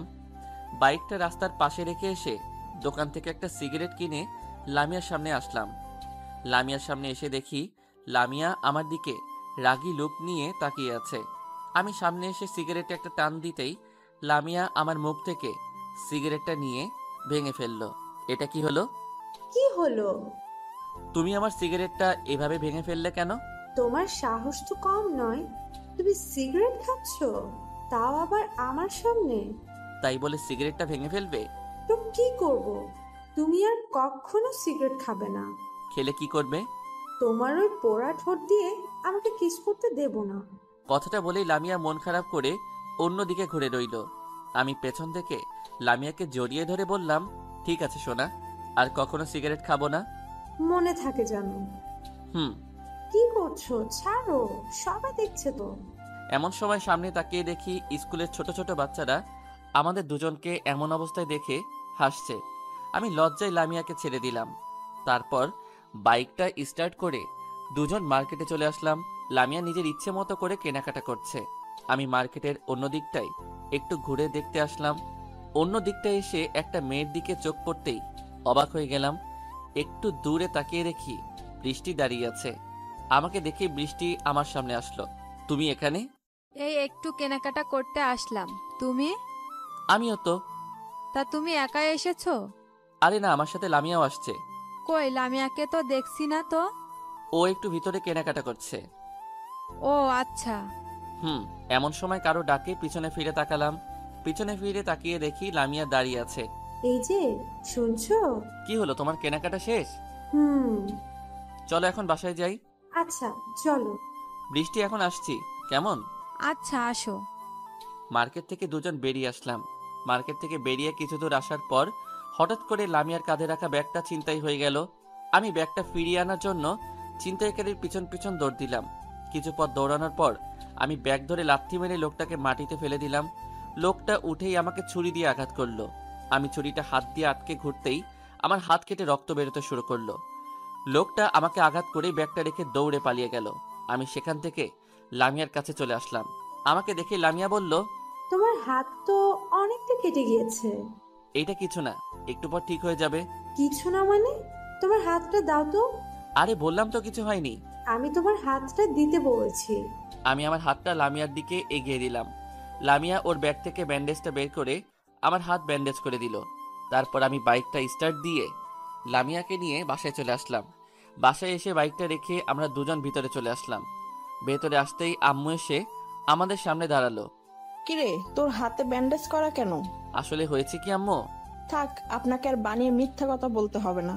আসলে আম্মু, লামিয়া আম্মুকে সব কথা খুলে বলল। ডাক্তারের কাছে গিয়েছিলি? না আম্মু, লামিয়াই ব্যান্ডেজ করে দিয়েছে। আচ্ছা, যা হবার হয়েছে। আমি টেবিলে খাবার দিচ্ছি, এগুলো রেখে খাবার খেতে আয়, কেমন? আচ্ছা আম্মু। তারপর আমি আর লামিয়া রুমে চলে গেলাম। লামিয়া রুমে এসে কাপড় চোপড় রেখেই রুম থেকে বেরিয়ে গেল। আমি ফ্রেশ হয়ে খাবার রুমে চলে আসলাম। খাবার টেবিলে গিয়ে বসতেই লামিয়া আমার জন্য প্লেটে খাবার বেড়ে দিল। কিন্তু আমি খাবো কিভাবে? আমার হাত তো কাটা। এই কাটা হাত নিয়ে তো খাবার তুলতেও পারবো না। আমি চামিচ হাতে নিয়ে খাবার নাড়াচাড়া করছি আর এইসব কথা ভাবছি। এমন সময় লামিয়া বলল, কি হলো? খাচ্ছ না যে? আমার চামিচ দিয়ে খেতে ভালো লাগে না।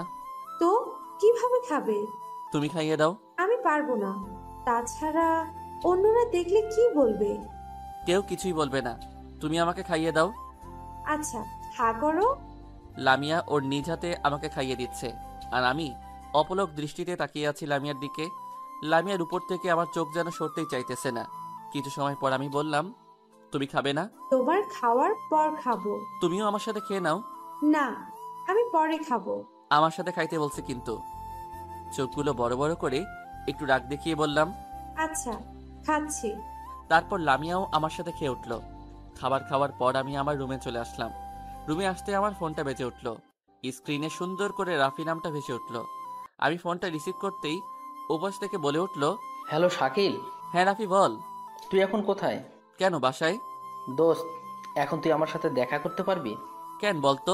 তোকে একটা প্রয়োজনীয় কথা বলবো। কি কথা, এখানেই বল। না, এখানে বলা যাবে না, তুই আয়, পরে বলছি। আচ্ছা, কোথায় আসবো বল। রাফি ঠিকানা বলল। আমি বাইকটা স্টার্ট করে সোজা রাফির কাছে চলে গেলাম। সেখানে গিয়ে একটা ফাঁকা জায়গায় দুজন নীরব হয়ে বসে আছি। কিছু সময় পর আমি বললাম, রাফি বল, কি বলবি? দোস্ত, আমি তো একজনরে ভালোবেসে ফেলছি। সত্যি নাকি দোস্ত? হুম। কারে? তোর শালিকা মেঘলারে। কি বলছিস ভাই? হ্যাঁ, আমি ঠিকই বলছি। আমি মেঘলাকে ভালোবেসে ফেলেছি। সেই প্রথম যেদিন ওকে দেখেছিলাম সেদিনই মেঘলার প্রতি আমার ভালো লাগা কাজ করতে শুরু করছিল। আস্তে আস্তে সেটা ভালো লাগা থেকে ভালোবাসাতে রূপান্তরিত হয়েছে। আমি ওরে ছাড়া বাঁচবো না। ভাই, তুই প্লিজ আমার একটা প্রেম করিয়ে দে। আনা হয় দেব, কিন্তু আমার ট্রিট কই? দেব, আগে তুই আমার প্রেমটা করিয়ে দে, তারপর তুই যা খেতে চাইবি আমি তোকে সেই সব কিছু খাওয়াবো। ওকে, ডান। তারপর রাফির সাথে আরো কিছু সময় আড্ডা দেওয়ার পর সন্ধ্যায় বাসায় ফিরলাম। রাতে খাওয়া দাওয়া করে রুমে এসে শুয়ে আছি। এমন সময় মেঘলার নাম্বার থেকে আমার নাম্বারে ফোন আসলো। আমি ফোনটা রিসিভ করলাম। ভাইয়া কেমন আছেন? আমি ভালো আছি, তুমি কেমন আছো? আমিও ভালো আছি। তা কি করেন এখন? এই তো শুয়ে আছি। রাফি ভাইয়া, আপনাকে একটা কথা বলবো, রাগ করবেন না তো? কি কথা বলো? আগে বলেন, রাগ করবেন না? না, করব না, বলো। আমি আসলে আপনাকে ভালোবেসে ফেলেছি। I love you. হোয়াট? কি বলছো এইসব? হ্যাঁ ভাইয়া, আমি ঠিকই বলছি। সেই প্রথম যেদিন আমি আপনাকে দেখেছি সেই দিনই আমি আপনার প্রেমে পড়ে গিয়েছি। কিন্তু আমি তো তোমাকে ভালোবাসি না। আমার দোষটা কি জানতে পারি? তোমার কোনো দোষই নেই। আমি আসলে অন্য একটা মেয়েকে ভালোবাসি। কাকে? নাম কি তার? নাম তো বলা যাবে না। কালকে আমি পার্কে ওকে নিয়ে উত্তরের একটা বেঞ্চে বসে থাকবো, তখন তুমি এসে দেখে নিও, কেমন? ঠিক আছে, আমিও দেখতে চাই সে আমার থেকে কতটা সুন্দরী। কথাটা বলেই মেঘলা ফোনটা কেটে দিল। আমার জামাতে চুলকানির ওষুধ মিশিয়ে দেওয়া, এবার বোঝো কেমন লাগে। মেঘলা, তুমি শের হলে আমি শোয়া শের। এর কিছু সময় পরই লামিয়া রুমে চলে আসলো। লামিয়া রুমে এসে সোজা আমার পাশে শুয়ে পড়ল। লামিয়া এত সুন্দর করে ঠোঁটে লিপস্টিক দিয়ে রাখে যে আমার শুধু লামিয়ার ঠোঁটের লিপস্টিকের স্বাদ নিতে ইচ্ছে করে। লামিয়ার লিপস্টিকের স্বাদ নিতে আমি আমার ঠোঁট দুইটা লামিয়ার ঠোঁটের সামনে নিয়ে আসলাম। আমার ঠোঁট দুইটা লামিয়ার ঠোঁটের সামনে নিয়ে আসতেই লামিয়া ওর হাতটা আমার মুখের উপর রেখে বাধা সৃষ্টি করলো। আমি লামিয়ার হাতটা সরিয়ে দিয়ে ওর ঠোঁটের সাথে আমার ঠোঁট লাগিয়ে কিস করতে শুরু করলাম। লামিয়া কেমন যেন উন্মুক্ত হয়ে গেল। তারপর আমি লামিয়ার বুকের উপর থেকে ওর ওড়নাটা সরিয়ে ফেললাম। ওড়নাটা সরাতেই লামিয়া আমাকে শক্ত করে জড়িয়ে ধরল। আমিও লামিয়াকে আমার বুকের মাঝে জড়িয়ে নিলাম। তারপর কি হলো তা আপনাদের না জানলেও চলবে। সকালে কারো চুলের পানি চোখে পড়ায় ঘুমটা ভেঙে গেল। চোখটা খুলে সামনে তাকিয়ে দেখি লামিয়া এইমাত্র গোসল করে এসেছে। লামিয়াকে দেখতে এখন অনেক মায়াবী লাগছে। আমার সামনে দাঁড়িয়ে ওর এই ভেজা চুলগুলোর পানি আমার চোখের উপর দিচ্ছে আর মিষ্টি মিষ্টি হাসছে। আমি বললাম, ওই এটা কি করছো? কি করলাম? তোমার ভেজা চুলের পানি আমার চোখের উপর দিচ্ছ কেন? আমার ইচ্ছে হয়েছে তাই দিয়েছি। তাছাড়া এত বেলা হয়েছে, তাও ঘুম থেকে উঠছো না কেন? আর একটু ঘুমাই না? না, আর একটু ঘুমানো যাবে না। এখন ঘুমালে শুধু চুলের পানি না, পুরো বালতি ভর্তি পানি এনে উপরে ঢেলে দিব। তাই বুঝি? আমি লামিয়াকে টান দিয়ে আমার বুকের উপর ফেলে দিয়ে বললাম, এই ছাড়ো, ভালো হচ্ছে না কিন্তু। কি ভালো হচ্ছে না শুনি? আমার ঠোঁট দুইটা লামিয়ার দিকে এগিয়ে নিতে নিতে বললাম, এই না প্লিজ, এখন এইসব কিচ্ছু করো না। আমি এইমাত্র গোসল করে এসেছি। এখন তো আমি তোমার কোনো কথাই শুনবো না। আম্মু! কথাটা শুনেই আমি লামিয়াকে ছেড়ে দিলাম। লামিয়া আমার উপর থেকে উঠে দৌড়ে পালিয়ে গেল। কোথায় আম্মু? রুমের ভিতর কোথাও তো আম্মুকে দেখছি না। তার মানে লামিয়া আমাকে বোকা বানিয়েছে। তাই তো বলি, আম্মুর কথা বলেই এমন করে দৌড়ে পালিয়ে গেল কেন? উফ, আর একটু হলেই লামিয়ার ঠোঁটে লিপস্টিকের স্বাদ নিতাম, কিন্তু সেই সৌভাগ্য আর হয়ে উঠল না। আমি ফোনটা হাতে নিয়ে রাফিকে একটা ফোন করলাম। বেশ কয়েকবার রিং হওয়ার পর রাফি ফোনটা রিসিভ করলো। হ্যালো রাফি। হ্যাঁ বল। আজকে 10টায় কলেজ ক্যাম্পাসে আসতে পারবি? কেন বলতো? আসতে বলছি, আসবি। আচ্ছা। আমি ফোনটা রেখে দিলাম। তারপর বিছানা থেকে উঠে ফ্রেশ হয়ে খাওয়া দাওয়া করে বাইকটা নিয়ে সোজা কলেজ ক্যাম্পাসে চলে আসলাম। কলেজ ক্যাম্পাসে এসে দেখি রাফি ক্যাম্পাসের বটগাছটার নিচে বসে আছে। আমি বাইকের উপর থেকেই রাফিকে ডাক দিলাম, রাফি এদিকে আয়। কি বলবি বল। চল বাইকে ওঠ। কেন? তোকে উঠতে বলছি, ওঠ। রাফি বাইকে উঠে বসলো। আমি বাইকটা স্টার্ট দিয়ে পাড়ার লোকাল রাস্তা পেরিয়ে মেইন রাস্তায় উঠলাম। মেইন রাস্তা থেকে সোজা পার্কে চলে আসলাম। পার্কে এসে রাফিকে নিয়ে উত্তরের একটি বেঞ্চে বসলাম। বসে কিছু সময় অপেক্ষা করার পর আমি মেঘলাকে ফোন করলাম। হ্যালো মেঘলা, তুমি কোথায়? এই তো আমি পার্কের উত্তর দিকে আসছি। রাফি ভাইয়া, আমি আপনাকে দেখতে পেয়েছি। কথাটা বলেই মেঘলা ফোনটা রেখে দিয়ে সোজা আমাদের সামনে এসে দাঁড়ালো।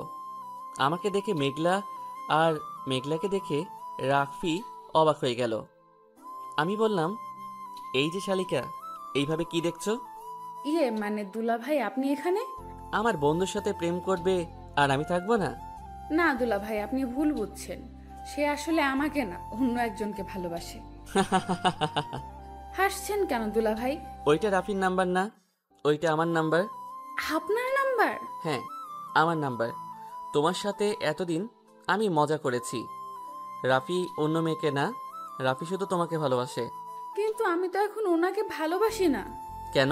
দেখেন না দুলা ভাই, এখন পর্যন্ত আমাকে প্রপোজই করতে পারলো না, আর বলে কিনা ভালোবাসি। এদিকে রাফির দিকে তাকিয়ে দেখি রাফি আমাদের কথা শুনে অবাক দৃষ্টিতে তাকিয়ে আছে আমাদের দিকে। আমি এদিক ওদিক তাকিয়ে কোথাও ফুলের দোকান দেখতে পেলাম না। অবশেষে পাশের বাগান থেকে বাঁশের পাতা নিয়ে এসে রাফির হাতে দিয়ে বললাম, এই নে ধর। কি করবে এগুলো দিয়ে? কি করবি মানে? মেঘলারে প্রপোজ করবি? শেষ পর্যন্ত এই বাঁশের পাতা দিয়ে প্রপোজ করব? করবি, নে ধর। মেঘলার দিকে তাকিয়ে দেখলাম মেঘলা মিষ্টি মিষ্টি হাসছে। রাফি বাঁশের পাতাগুলো হাতে নিয়ে হাঁটু ভাঁজ করে বাঁশের পাতাগুলো মেঘলার দিকে এগিয়ে দিয়ে মেঘলাকে প্রপোজ করবে। মেঘলাও সেটা অ্যাকসেপ্ট করতে সময় নিল না। শুরু হলো ওদের নতুন পথ চলা। আমি বাইকের চাবিটা রাফির হাতে দিয়ে বললাম, এই নে বাইকের চাবি। এটা আমাকে দিচ্ছিস কেন? আজ সারাদিন বাইকটা তোর, তোর যেখানে ইচ্ছা সেখানে মেঘলাকে নিয়ে যাস। দোস্ত, তোকে কি বলে যে ধন্যবাদ দেব? আরে এখানে ধন্যবাদ দেওয়ার কি আছে? এইটা তোর ফ্রেন্ড হিসেবে তো আমার দায়িত্ব ছিল। আচ্ছা আমি এখন আসি তাহলে। তারপর পার্ক থেকে বেরিয়ে মেইন রাস্তায় চলে আসলাম। কিন্তু এ কি, রাস্তায় তো একটা রিক্সাও দেখছি না। এখন কি আমাকে হেঁটেই বাসে যেতে হবে? এতটা পথ হেঁটে গেলে তো আমার পায়ের 12টা বেজে যাবে। অবশেষে একটা রিক্সা দেখতে পেলাম। এই যে মামা, যাবেন? কোথায় যাবেন? আমি ঠিকানা বললাম। যাব, তবে 10টা টাকা বাড়াইয়ে দিয়েন। আচ্ছা চলেন।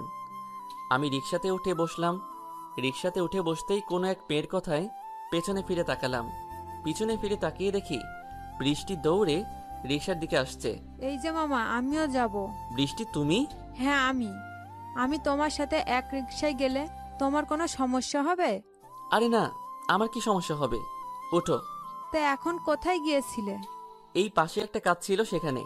বৃষ্টি রিক্সাতে উঠে বসলো। রিক্সা তার আপন গতিতে চলছে। একটুখানি ছুটে চলা, আবার একটুখানি জ্যামে আটকে থাকা, সব মিলিয়ে ভালোই লাগছিল। আমরা দুজন নীরব হয়ে বসে আছি, কেউ কোনো কথাই বলছি না। দেখতে দেখতে আমার বাসা চলে আসলো।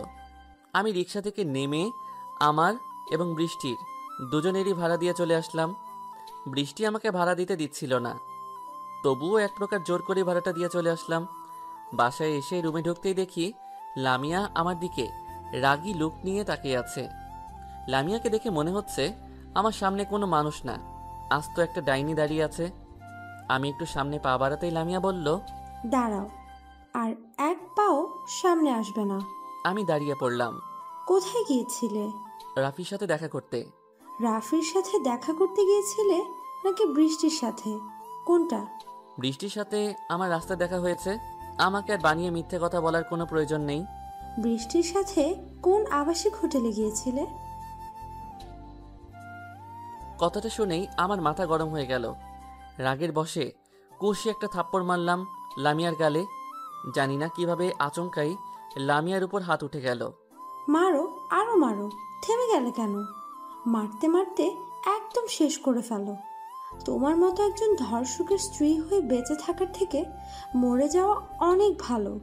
আমি মনে করেছিলাম পুরনো সব কিছু ভুলে জীবনটাকে আবার নতুন করে শুধু করব, কিন্তু সেটা আর হয়ে উঠল না।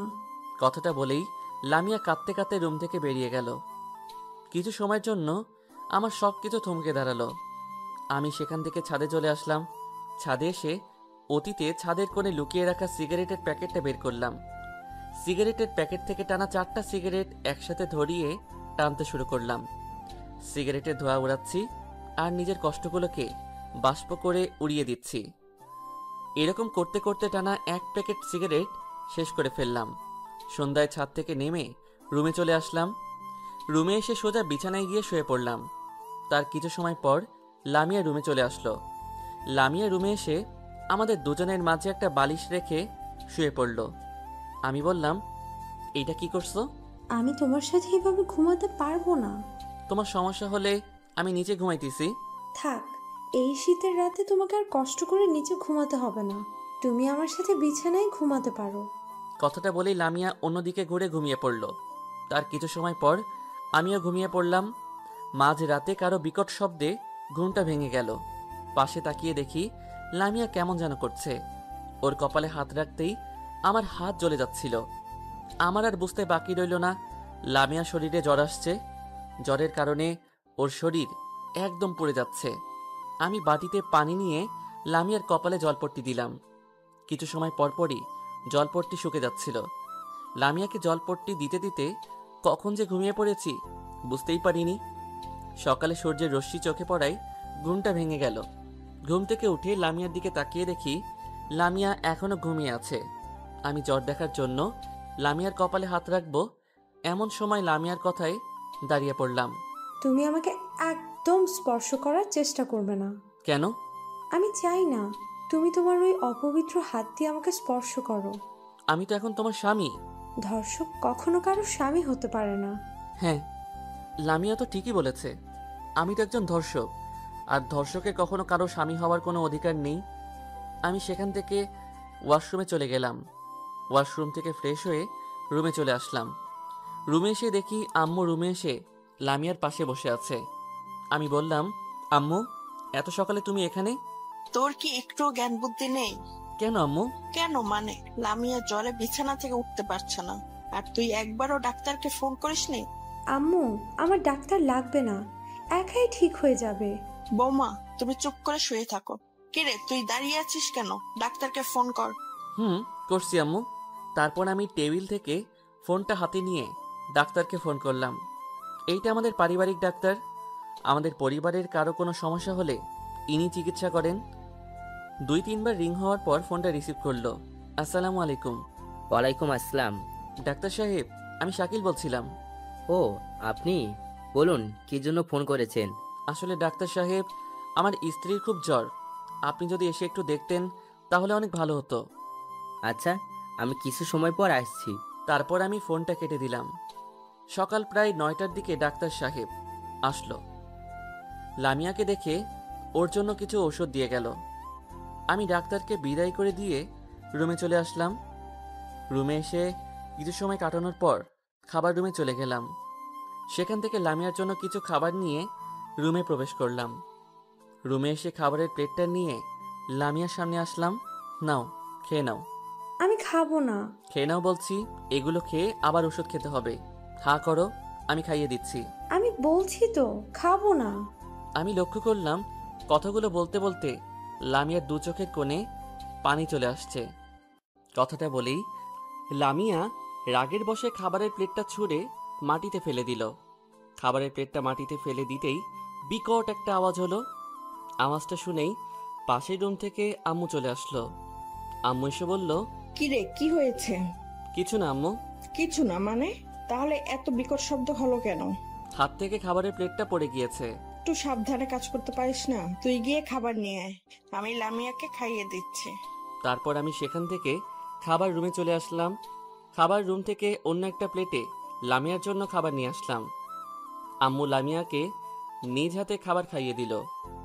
রাতে ফোনটা রুমের ভিতর চার্জে দিয়ে খাবার খাওয়ার জন্য খাবার রুমে চলে আসলাম। এসে দেখি সবাই খাবার টেবিলে বসে আমার জন্য অপেক্ষা করছে, শুধুমাত্র লামিয়া ছাড়া। লামিয়ার অসুস্থতার জন্য আম্মু ওকে আগে খাইয়ে দিয়ে এসেছে। আমি গিয়ে টেবিলে বসতেই আম্মু আমার জন্য প্লেটে খাবার বেড়ে দিল। আমি খাবার আঙুল দিয়ে আওড়াচ্ছি আর বসে বসে লামিয়ার আমার প্রতি জন্মানো ঘৃণার কথা ভাবছি। এমন সময় আমার ছোট বোন সোনিয়ার কথায় বাস্তবে ফিরলাম। কি রে ভাইয়া, তুই খাচ্ছিস না কেন?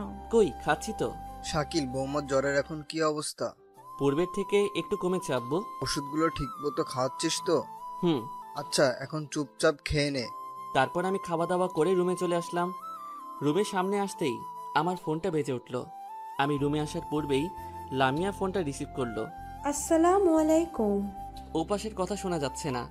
আছে, তবে আপনি কে? ওপাশের কথা শোনা যাচ্ছে না। ও তুমি? ওপাশের কথা শোনা যাচ্ছে না। আমি লামিয়া। ভালো। এমন সময় আমি রুমের ভিতর ঢুকলাম। রুমের ভিতর ঢুকতেই লামিয়া আমার হাতে ফোনটা দিয়ে বলল, নাও কথা বলো। কে ফোন করেছে? কথা বললেই বুঝতে পারবে। লামিয়া আমার হাতে ফোনটা দিয়ে অন্যরকম একটা মুড নিয়ে বিছানায় গিয়ে শুয়ে পড়ল। আমি রুম থেকে বেরিয়ে বারান্দায় চলে আসলাম। হ্যালো, কে বলছেন? শাকিল, আমি বৃষ্টি। ও তুমি? কেমন আছো? ভালো। তুমি কেমন আছো? আমিও ভালো আছি। কি করো এখন? আমি শুয়ে আছি। তুমি কি করো? এরকম আরো কিছু সময় কথা বলার পর আমি রুমে চলে আসলাম। রুমে এসে লামিয়ার দিকে লক্ষ্য করলাম ওর 2 চোখ দিয়ে অশ্রু ঝরছে। আমাকে দেখে লামিয়া ওর 2 চোখের পানি মুছে ফেলল। আমি সোজা বিছানায় গিয়ে শুয়ে পড়লাম। এভাবে কাটতে থাকলো সময়। পেরিয়ে যেতে থাকলো দিনের পর দিন। কয়েকদিন পর ছাদের উপর গিয়ে একটা সিগারেট ধরালাম। সিগারেটটা ধরিয়ে আপন মনে টানতে শুরু করলাম। নিজের কষ্টগুলোকে সিগারেটের ধোঁয়ার সাথে উঠিয়ে দিচ্ছি আর দূরের ওই নীল আকাশটার দিকে তাকিয়ে আছি। এমন সময় লামিয়া ছাদে চলে আসলো। লামিয়া ছাদে এসে আমার সামনে দাঁড়িয়ে বলল, তুমি আবার সিগারেট খাচ্ছো? তাতে তোমার কি? আমার কি মানে? তোমাকে না বলেছি তুমি সিগারেট খাবে না? তুমি আমার কে যে আমি তোমার কথা শুনবো? আমি তোমার বিয়ে করা বউ, আর তুমি আমার স্বামী। আরে আমি তো একজন ধর্ষক, আর ধর্ষক কখনো কারো স্বামী হতে পারে না। হ্যাঁ, আমি তো একজন ধর্ষক, আর ধর্ষকের কখনো কারো স্বামী হওয়ার কোনো অধিকার নেই। ধর্ষকরা হলো সমাজের সবচেয়ে নিকৃষ্ট ব্যক্তি, যাদের কেউই পছন্দ করে না। কথাটা বলেই আমি ছাদ থেকে রুমে চলে আসলাম। রুমে এসে বাইকটা নিয়ে চললাম বন্ধুদের সাথে আড্ডা দেওয়ার উদ্দেশ্যে। আমি বাইকটা টং চায়ের দোকানের সামনে দাঁড় করালাম। চায়ের দোকানে কিছু সময় বসে থাকার পর আমার সব বন্ধুরা সেখানে চলে আসলো। আমি বন্ধুদের সাথে চায়ের দোকানে বসে আড্ডা দিচ্ছি। এমন সময় আমার এক বন্ধু বলল, কি রে, বিয়ে করে আর বাসা থেকে বের হতে চাস না? বাসার সুন্দরী বউ রেখে বাইরে বের হতে মন চায় না, তাই না? না রে দোস্ত, আসলে তেমন সময় হয়ে ওঠে না। থাক, আমাদেরকে আর মিথ্যা কথা বলার কোনো প্রয়োজন নেই। আচ্ছা, এখন বাদ দে তো এইসব। না না মাম্মা, ওইটা বললে তো হবে না। নতুন বিয়ে করলে আমাদের ট্রিট কই? এখন তোদের সকলকে ট্রিট দিতে হবে। হ্যাঁ দিতে হবে, চল। কোথায়? কোথায় মানে? রেস্টুরেন্টে। এখন আমার কাছে তো এত টাকা হবে না। সেটা বললে তো শুনবো না। ওরা আমাকে এক প্রকার জোর করেই রেস্টুরেন্টে নিয়ে গেল। এক একটা কিভাবে খাচ্ছে দেখেন। হারামজাদারা মনে হয় আমাকে ফকির করে ছাড়বে। যখন যার যা লাগছে সব কিছু একসাথে অর্ডার দিচ্ছে। খাওয়া দাওয়া শেষে ওইটার এসে বিলের স্লিপটা হাতে ধরিয়ে দিল। হায় আল্লাহ, টানা 10,010 টাকা বিল করে ফেলছে। হালারা তো আমার 12টা বাজিয়ে ছেড়েছে। এখন আর কি করার, টাকাগুলো দিয়ে সেখান থেকে বাসায় চলে আসলাম। বাসায় এসে কলিং বেল বাজানোর কিছু সময় পর ফ্লোরের দরজা খুলে দেওয়া হলো। দরজাটা খুলতেই আমি অবাক হয়ে গেলাম। দরজার সামনে দেখি মেঘলা দাঁড়িয়ে আছে। আরে মেঘলা, তুমি কখন আসলে? এই তো একটু আগে। বাসার সবাই কেমন আছে? সবাই ভালো আছে। এখানেই দাঁড়িয়ে কথা বলবেন নাকি ভেতরে আসবেন? আমি সেখান থেকে ভেতরে চলে আসলাম। আমার শালিকাটা তো হেব্বি দেখতে। আগে জানলে লামিয়ারে না মেঘলারই বিয়ে করে নিয়ে আসতাম।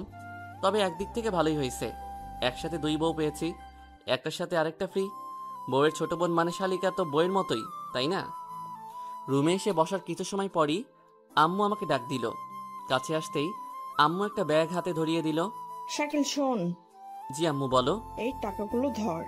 আমার হাত খরচ দিচ্ছ বুঝি? তোর হাত খরচ তো আগেই দিয়ে দিয়েছে। তাহলে এখন টাকা দিচ্ছ কেন?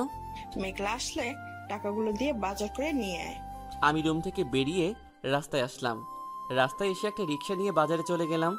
এক একটা জিনিসের কি দাম রে বাবা! দামের কারণে জিনিসগুলো সামনে যেতে ইচ্ছে করে না। বাজার করতে করতে বিকাল হয়ে গেল। বাজার থেকে একটু ফাঁকে এসে রিক্সা নিয়ে বাসায় চলে আসলাম। রাতে খাওয়া দাওয়া করে রুমে এসে বসে বসে ল্যাপটপ চালাইতেছি। এমন সময় লামিয়া রুমে আসলো। রুমে আসার পর লামিয়া বলল, ঘুমাবে কখন তুমি?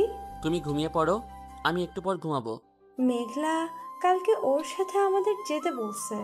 তুমি যাও, আমি যাব না। তুমি কেন যাবে না? এমনিতেই। তোমাকেও আমার সাথে যেতে হবে। আমি বললাম না যাব না। তুমি না গেলে আমি কখনো আর এই বাড়িতে ফিরে আসবো না। ওকে, আমি যাব। এবার হ্যাপি? আচ্ছা, এখন ঘুমিয়ে পড়ো। তারপর লামিয়া ঘুমিয়ে পড়ল। তার কিছু সময় পর আমিও বিছানায় গিয়ে শুয়ে পড়লাম। আল্লাহ রে আল্লাহ, এটা মেয়ে না অন্য কিছু? আজ তো একটা ডাইনি আমার জীবনটার একদম 13টা বাজিয়ে ছেড়েছে। সকালে কারো উচ্চ শব্দের কারণে ঘুমটা ভেঙে গেল। ঘুম থেকে উঠে বিছানার সামনে তাকিয়ে দেখি লামিয়া দাঁড়িয়ে আছে। ওই ওঠো, এত বেলা করে ঘুমাচ্ছ কেন? উঠবে নাকি বিছানার উপর পানি ঢেলে দিব? পানির কথা শুনেই আমি বিছানা থেকে উঠে পড়লাম। একে তো শীতের সময়, তার উপর সকালবেলা। এখন পানি ঢেলে দিলে আমার কি অবস্থা হবে তা ভাবতেই শরীরে কাঁটা দিয়ে উঠছে। আমি বিছানা থেকে উঠে বললাম, কি হয়েছে? এত সকালে ডাকাডাকি করছো কেন? তাড়াতাড়ি উঠে ফ্রেশ হয়ে খেতে আসো, আমাদের 10টার দিকেই রওনা দিতে হবে। তুমি একটু দাঁড়াও, আমি আসতেছি। লামিয়ার যাওয়ার কথা শুনে আমার নীল শাড়িটার কথা মনে পড়ে গেল। সেই নীল শাড়ি যেটা লামিয়াকে দেওয়ার জন্য 2 দিন আগে এনেছিলাম, কিন্তু লামিয়াকে দেব করে আর দেওয়া হয়নি। শাড়িটা পরলে লামিয়াকে দেখতে অনেক সুন্দর লাগবে।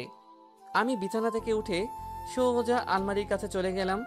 সেখান থেকে শাড়ির ব্যাগটা নিয়ে এসে লামিয়ার হাতে দিলাম। এইটা কি? ব্যাগটা খুললেই বুঝতে পারবে। এত সুন্দর শাড়ি? তোমার জন্য। কিন্তু আমি তো শাড়ি পরতে পারি না। চেষ্টা করো, দেখো ঠিক পারবে।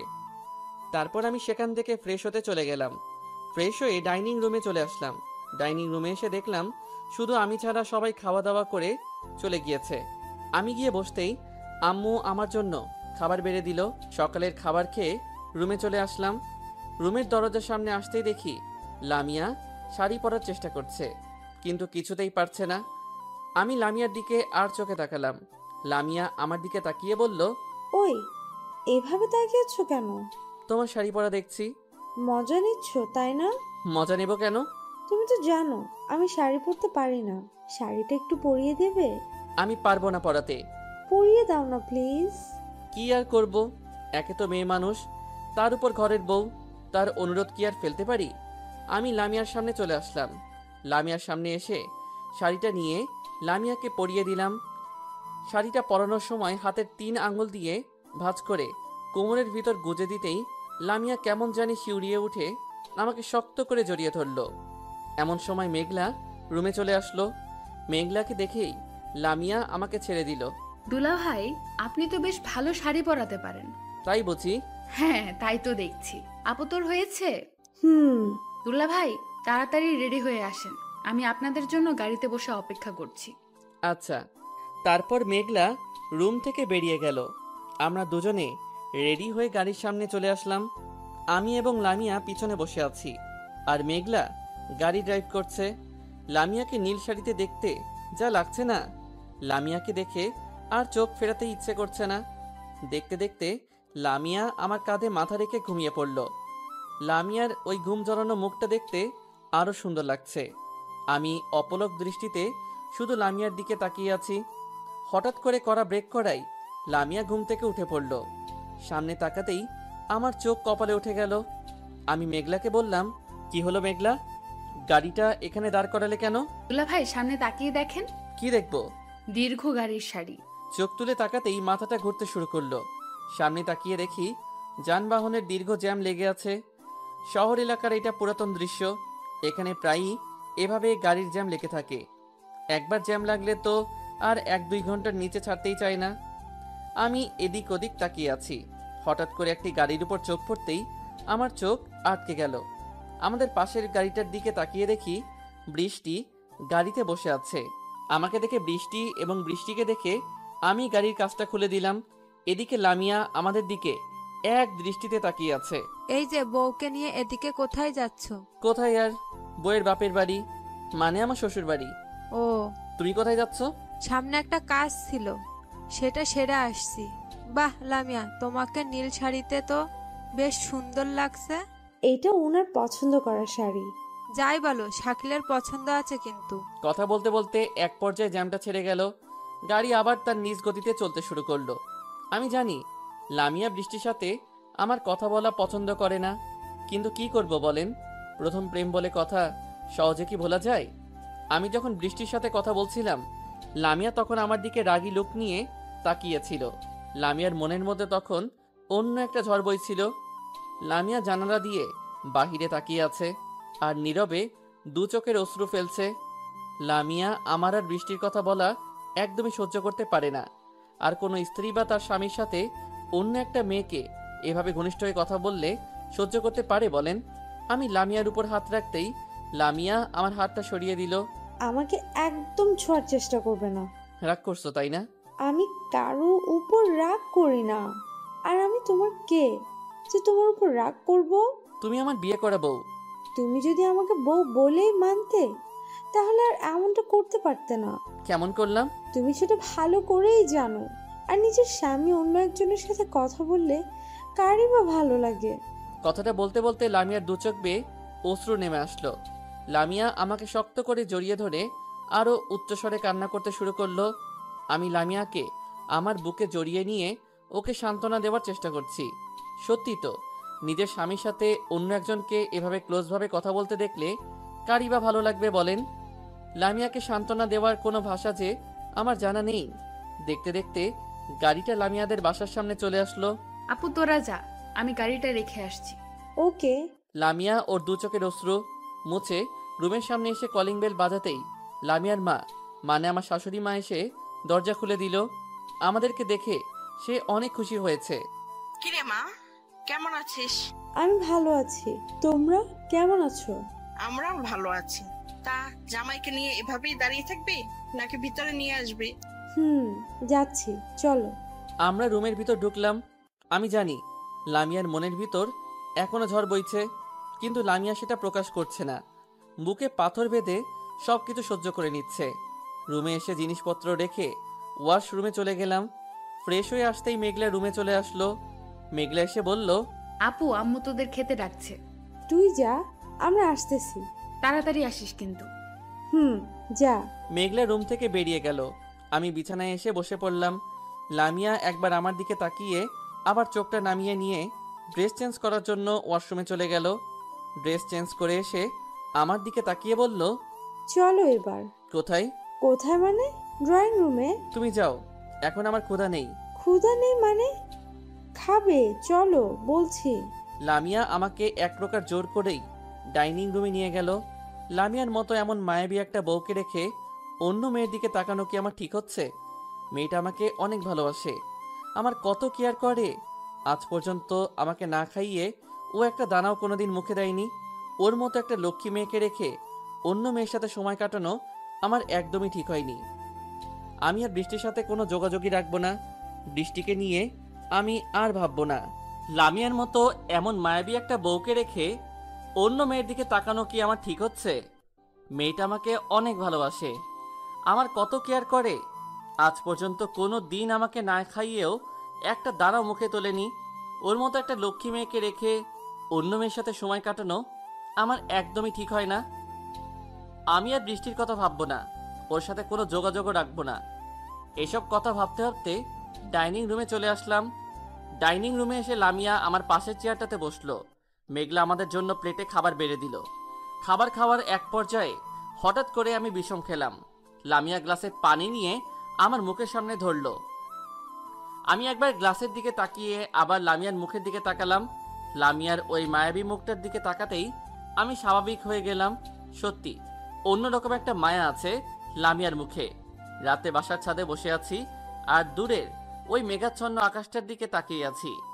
দক্ষিণ দিকে ঠান্ডা হাওয়া, মেঘাচ্ছন্ন আকাশ, একটু পরপর বিদ্যুৎ চমকে চারদিকে আলো ছড়ানো, সব মিলিয়ে ভালোই লাগছিল। এমন সময় কারো কথায় পিছনে ফিরে তাকালাম।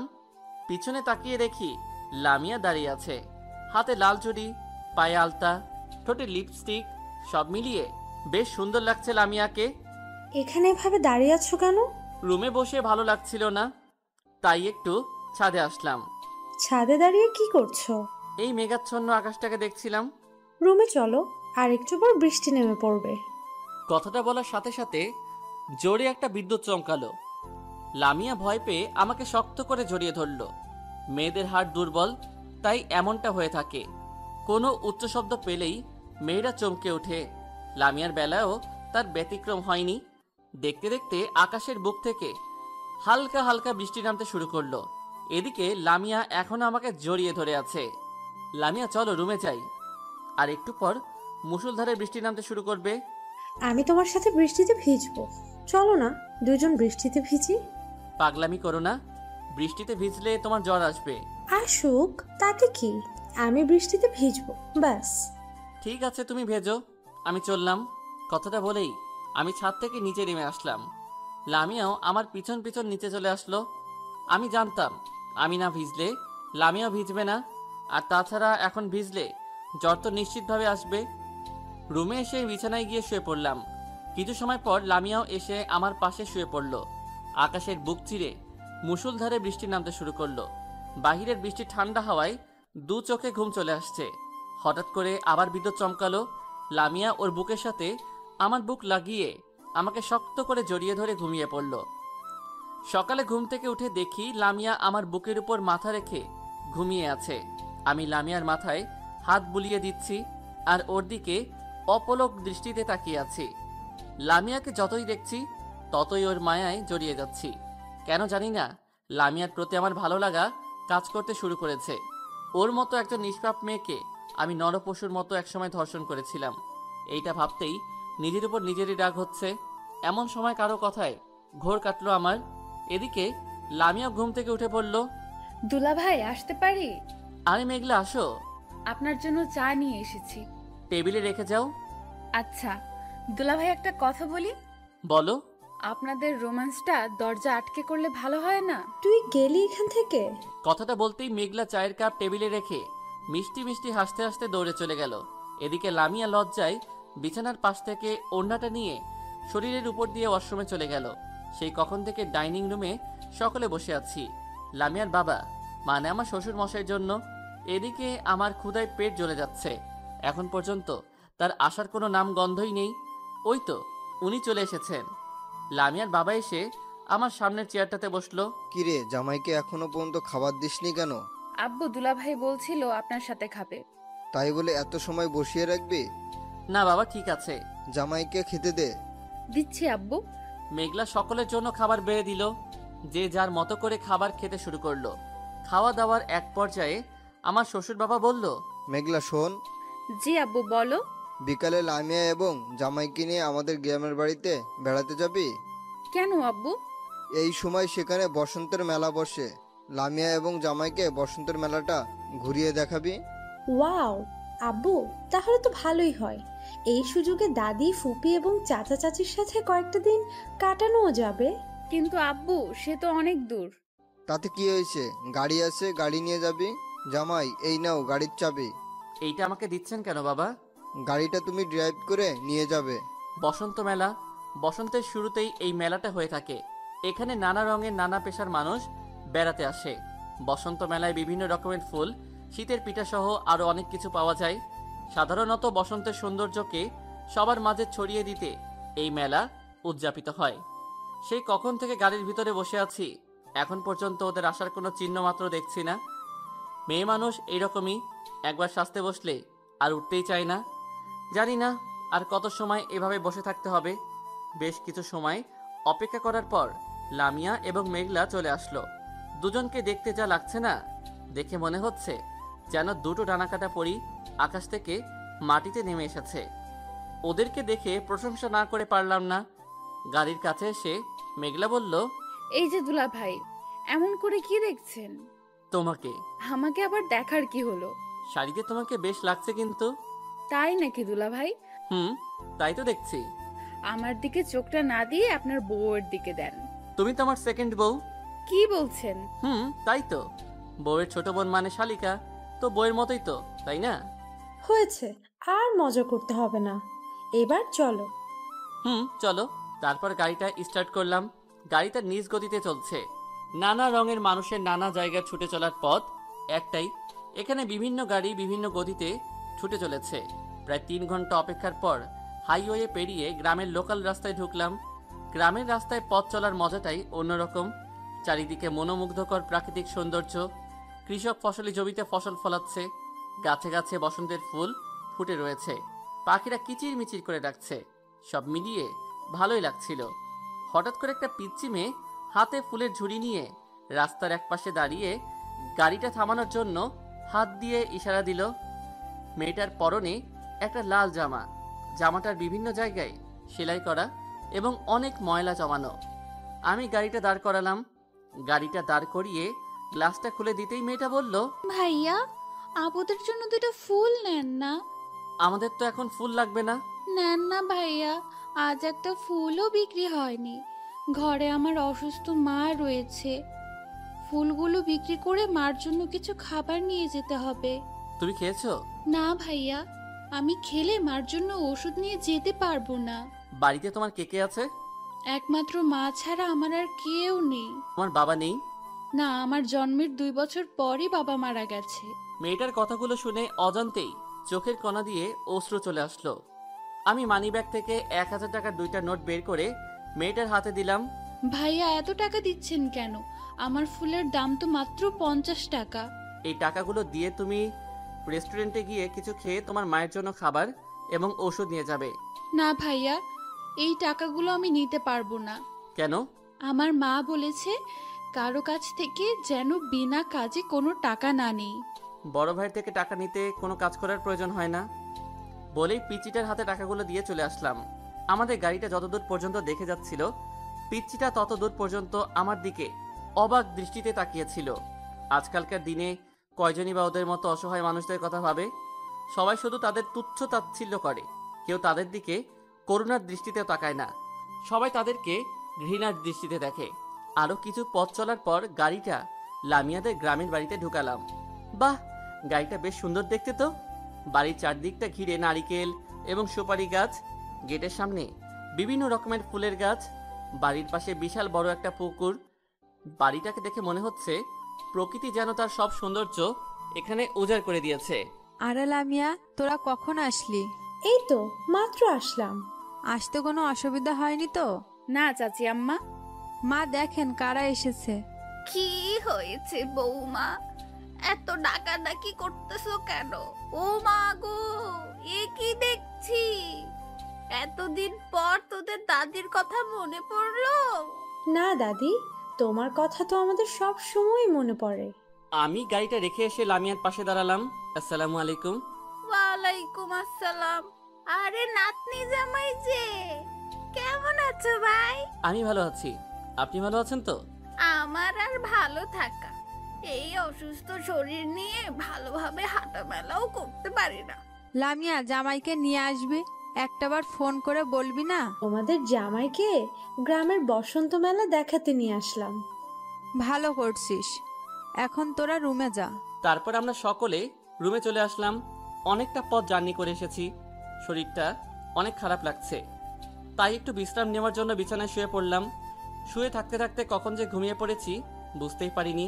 রাতে লামিয়া এসে ঘুম থেকে উঠিয়ে খাবার খাওয়ার জন্য ডাইনিং রুমে নিয়ে গেল। খাওয়া দাওয়া করে রুমে চলে আসলাম। রুমে এসে কিছু সময় বসে থাকার পর লামিয়া রুমে চলে আসলো। রুমে এসে দরজাটা লাগিয়ে দিয়ে বিছানার সামনে আসতেই একটা চিৎকার দিয়ে আমাকে জড়িয়ে ধরলো। কি হয়েছে লামিয়া, এমন করছো কেন? লামিয়া কিছু বলছে না, শুধু আমাকে শক্ত করে জড়িয়ে ধরে আছে। কি হলো বলো, কি হয়েছে? ওই দিকে দেখো। কি দেখবো? আরে দেখোই না। আমি রুমের দেওয়ালের দিকে তাকালাম। হাসছো কেন? আরে ওইটা তো একটা আরশোলা। তুমি জানো না আমি আরশোলা দেখে অনেক ভয় পাই? আচ্ছা দাঁড়াও, আমি আরশোলাটাকে তাড়িয়ে দিচ্ছি।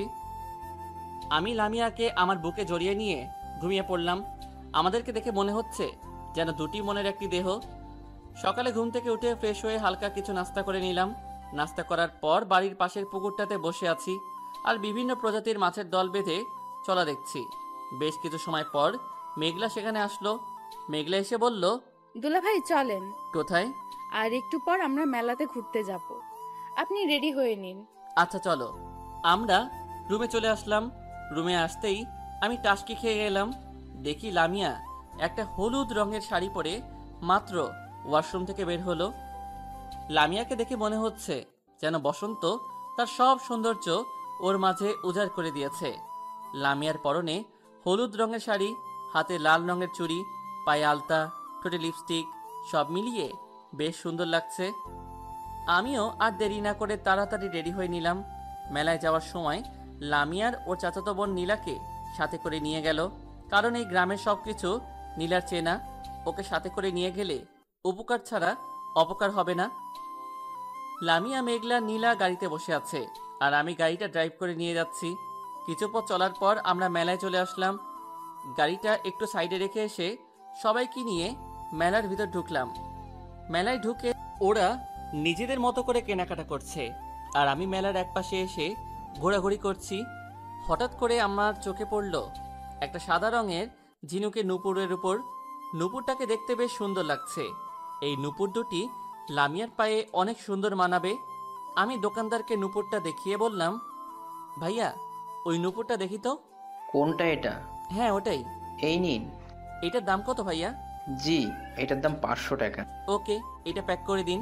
দোকানদার নূপুরটা প্যাক করে দিল। আমি সেখান থেকে লামিয়াদের কাছে চলে আসলাম। সেখানে এসে দেখি ওরা এখনো জিনিসপত্র কেনাকাটা করতেই ব্যস্ত হয়ে আছে। মেয়ে মানুষ কেন যে এমন হয় বুঝি না। পুরো দোকান ধরে নিলে ওদের ইচ্ছা শেষ হবে না। আমি গিয়ে লামিয়ার পিছনে দাঁড়ালাম।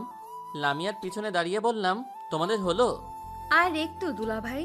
আচ্ছা দেখো তো এই শোপিসটা কেমন? বাহ, শোপিসটা বেশ সুন্দর দেখতে তো। এইটা নেই। আচ্ছা নাও। তারপর আরো কিছু কেনাকাটা করে মেলা থেকে একটু বাহিরে চলে আসলাম। বাহিরে বেরিয়ে এসে রাস্তার এক পাশ দিয়ে হাঁটছি আর চারিদিকের মনোমুগ্ধকর সৌন্দর্য উপভোগ করছি। একটু সামনে এসে দেখলাম রাস্তার পাশে একজন শীতের পিঠা বিক্রি করছে। আমি লামিয়াকে বললাম, শীতের পিঠা খাবে? এখানে পিঠা কই পাবে? ওই যে সামনে তাকিয়ে দেখো। সত্যি তো, পিঠা বানিয়ে বিক্রি করছে। গ্রামে শীতের সময় পিঠা বানিয়ে বিক্রি করে। দুলাভাই চলেন, পিঠা খাবো। চলো। আমরা সকলে পিঠার দোকানের সামনে গিয়ে দাঁড়ালাম। এক প্লেট করে মোট 4 প্লেট পিঠার অর্ডার দিলাম। পিঠাটা মুখে দিতেই অজানা এক সুখে হারিয়ে গেলাম। পিঠাগুলো খেতে বেশ মজা লাগছে। গ্রাম বাংলার পিঠা বলে কথা, এর সাথে অন্য কোনো খাবারের তুলনাই হয় না। মুখে দিতেই মনে হচ্ছে যেন অমৃত খাচ্ছি। লামিয়া একটা পিঠা আমার মুখের সামনে ধরে বলল, নাও হাঁ করো। আমি হাঁ করতেই লামিয়া পিঠাটা আমার মুখের ভিতর দিল। আমি আপন মনে পিঠাটা খেয়ে দিচ্ছি। এদিকে লামিয়ার দিকে তাকিয়ে দেখলাম লামিয়া আমার দিকে রাগী লুক নিয়ে তাকিয়ে আছে। আমার আর বুঝতে বাকি রইল না, লামিয়া চাচ্ছে আমি ওকে খাইয়ে দেই। আমি বললাম, এবার তুমি হাঁ করো। হ্যাঁ। মুখটা খুলতেই আমি পিঠাটা লামিয়ার মুখে দিলাম। পিঠাটা মুখে নিতেই লামিয়া আমার হাতে কামড় বসিয়ে দিল। আহ! কি হয়েছে দুলা ভাই? বিড়াল হাতে কামড় দিচ্ছে। কি? আমি বিড়াল? তবে রে। কথাটা বলেই লামিয়া আমাকে মারতে শুরু করলো। আমি লামিয়ার হাতটা টান দিয়ে ওকে আমার বুকে জড়িয়ে নিলাম। লামিয়া আমার থেকে ওকে ছাড়িয়ে নেওয়ার চেষ্টা করছে, কিন্তু পারছে না। এদিকে সবার দৃষ্টি আমাদের দিকে, আর আমাদের দৃষ্টি একে অপরের দিকে। এই কি, ছাড়ো আমাকে। না, ছাড়বো না। সবাই দেখছে তো। দেখুন, আমি আমার বউকে জড়িয়ে ধরেছি, তাতে কার কি হয়েছে?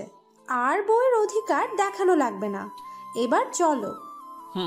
আমরা সেখান থেকে গাড়ির সামনে এসে দাঁড়ালাম। তারপর গাড়িটা স্টার্ট করে মেলা থেকে বাড়িতে চলে আসলাম। বিকেলে রুমে বসে থেকে ভালো লাগছিল না, তাই একটু ছাদে চলে আসলাম। ছাদে এসে বসে আছি আর গ্রামের চারদিকের অপরূপ সৌন্দর্য দেখছি। আকাশটা আজ বেশ নীল হয়ে আছে, উত্তর দিক থেকে শীতল হাওয়া আসছে। সব মিলিয়ে বেশ ভালো লাগছিল। এমন সময় কেউ একজন আমার দু চোখ হাত দিয়ে আঁকড়ে ধরল। নিমিষেই চারদিক অন্ধকার হয়ে গেল। হাতের স্পর্শটা খুব চেনা লাগছে। আমার মনে হচ্ছে এটা লামিয়া ছাড়া অন্য কেউ না। বলো তো আমি কে? তুমি লামিয়া, তাই না? তুমি জানলে কিভাবে? কাউকে মন থেকে ভালোবাসলে তার সবকিছুই খুব চেনা লাগে। তাই বুঝি? লামিয়া বসে আছে আর আমি ওর কোলে মাথা রেখে শুয়ে রয়েছি। লামিয়া আমার মাথায় হাত বুলিয়ে দিচ্ছে আর আমি তা চেয়ে চেয়ে দেখছি। এমন সময় অন্য কারো কথায় পিছনে ফিরে তাকালাম। পিছনে তাকিয়ে দেখি নীলা দাঁড়িয়ে আছে। আমি নীলাকে দেখে উঠে বসলাম। তখন নীলা বলল, আপু, এখানে বসে কি করছো? তোমাদের গ্রামের চারপাশের পরিবেশটা দেখছিলাম। এভাবে কি সমস্ত গ্রাম দেখা যায়? আপনাদেরকে বরং অন্য একদিন সমস্ত গ্রাম ঘুরে দেখাবো, কেমন? আচ্ছা। আর হ্যাঁ, আপনাদেরকে নিচে ডাকছি। তুমি যাও, আমরা আসতেছি। নীলা ছাদ থেকে নিচে চলে গেল। দূরের ওই নীল আকাশটাও যেন লামিয়ার সৌন্দর্যের কাছে হার মানবে। জানি না কেন আমার লামিয়াকে এত ভালো লাগে। সারাক্ষণ ওর মায়াবী নেশে হারিয়ে যেতে ইচ্ছে করে। হয়তো একেই বলে ভালোবাসা। আমি লামিয়াকে বললাম, তোমার চোখ দুটো বন্ধ করো তো। কেন? আরে এত প্রশ্ন করো কেন? যা বললাম করো। আচ্ছা। লামিয়া ওর চোখ দুটো বন্ধ করলো। আমি পকেট থেকে লামিয়ার জন্য নিয়ে আসা ঝিনুকের নূপুর জোড়া বের করে লামিয়ার সামনে ধরে বললাম, এবার চোখটা খোলো। ওয়াও, এত সুন্দর নূপুর! কার জন্য? আমার জন্য বুঝি? হ্যাঁ, শুধু তোমার জন্য। তোমার পা দুটো দাও তো। কেন? এই নূপুর জোড়া আমি তোমার পায়ে পরিয়ে দেই। লামিয়া ওর পা দুটো আমার সামনে ধরলো। আমি আলতো করে নিজ হাতে নূপুরটা লামিয়াকে পরিয়ে দিলাম। নূপুরটা যেন লামিয়ার সৌন্দর্যকে আরো দ্বিগুণ বাড়িয়ে দিল। নীল শাড়ি, ঠোঁটে হালকা লিপস্টিক, পায়ে ঝিনুকের নূপুর, সব মিলিয়ে বেশ লাগছে। কিন্তু লামিয়াকে দেখে এখন ডাবল ক্রাশ খেলাম। আরও কিছু সময় ছাদে কাটানোর পর নিচে চলে আসলাম। নিচে এসে দেখি অনেকজন একসাথে ড্রয়িং রুমে বসে আছে। দেখে মনে হচ্ছে হয়তো নীলাকে দেখতে এসেছে। আমরা সিঁড়ি বেয়ে নামতেই লামিয়া চাচা ডাক দিল, লামিয়া, জামাইকে নিয়ে এদিকে আয়। জি চাচু। এনারা সবাই নীলাকে দেখতে এসেছে, তুই নীলাকে একটু ভালো করে সাজিয়ে নিয়ে আয় তো। আচ্ছা চাচু। এটা হলো আমাদের বাড়ির বড় জামাই। জামাই, তুমি দাঁড়িয়ে আছো কেন? বসো। আমি সকলের সাথে বসে আছি। এদিকে লামিয়া নীলাকে সাজিয়ে আনতে চলে গেল। বেশ কিছু সময় পর লামিয়া নীলাকে নিজ হাতে সাজিয়ে নিয়ে আসলো। লামিয়া নিজে সাজার পাশাপাশি অন্য কেউ অনেক সুন্দর করে সাজিয়ে দিতে পারে। দেখা দেখির পর্ব শেষ করে সামনে শুক্রবার বিয়ে ঠিক করা হলো।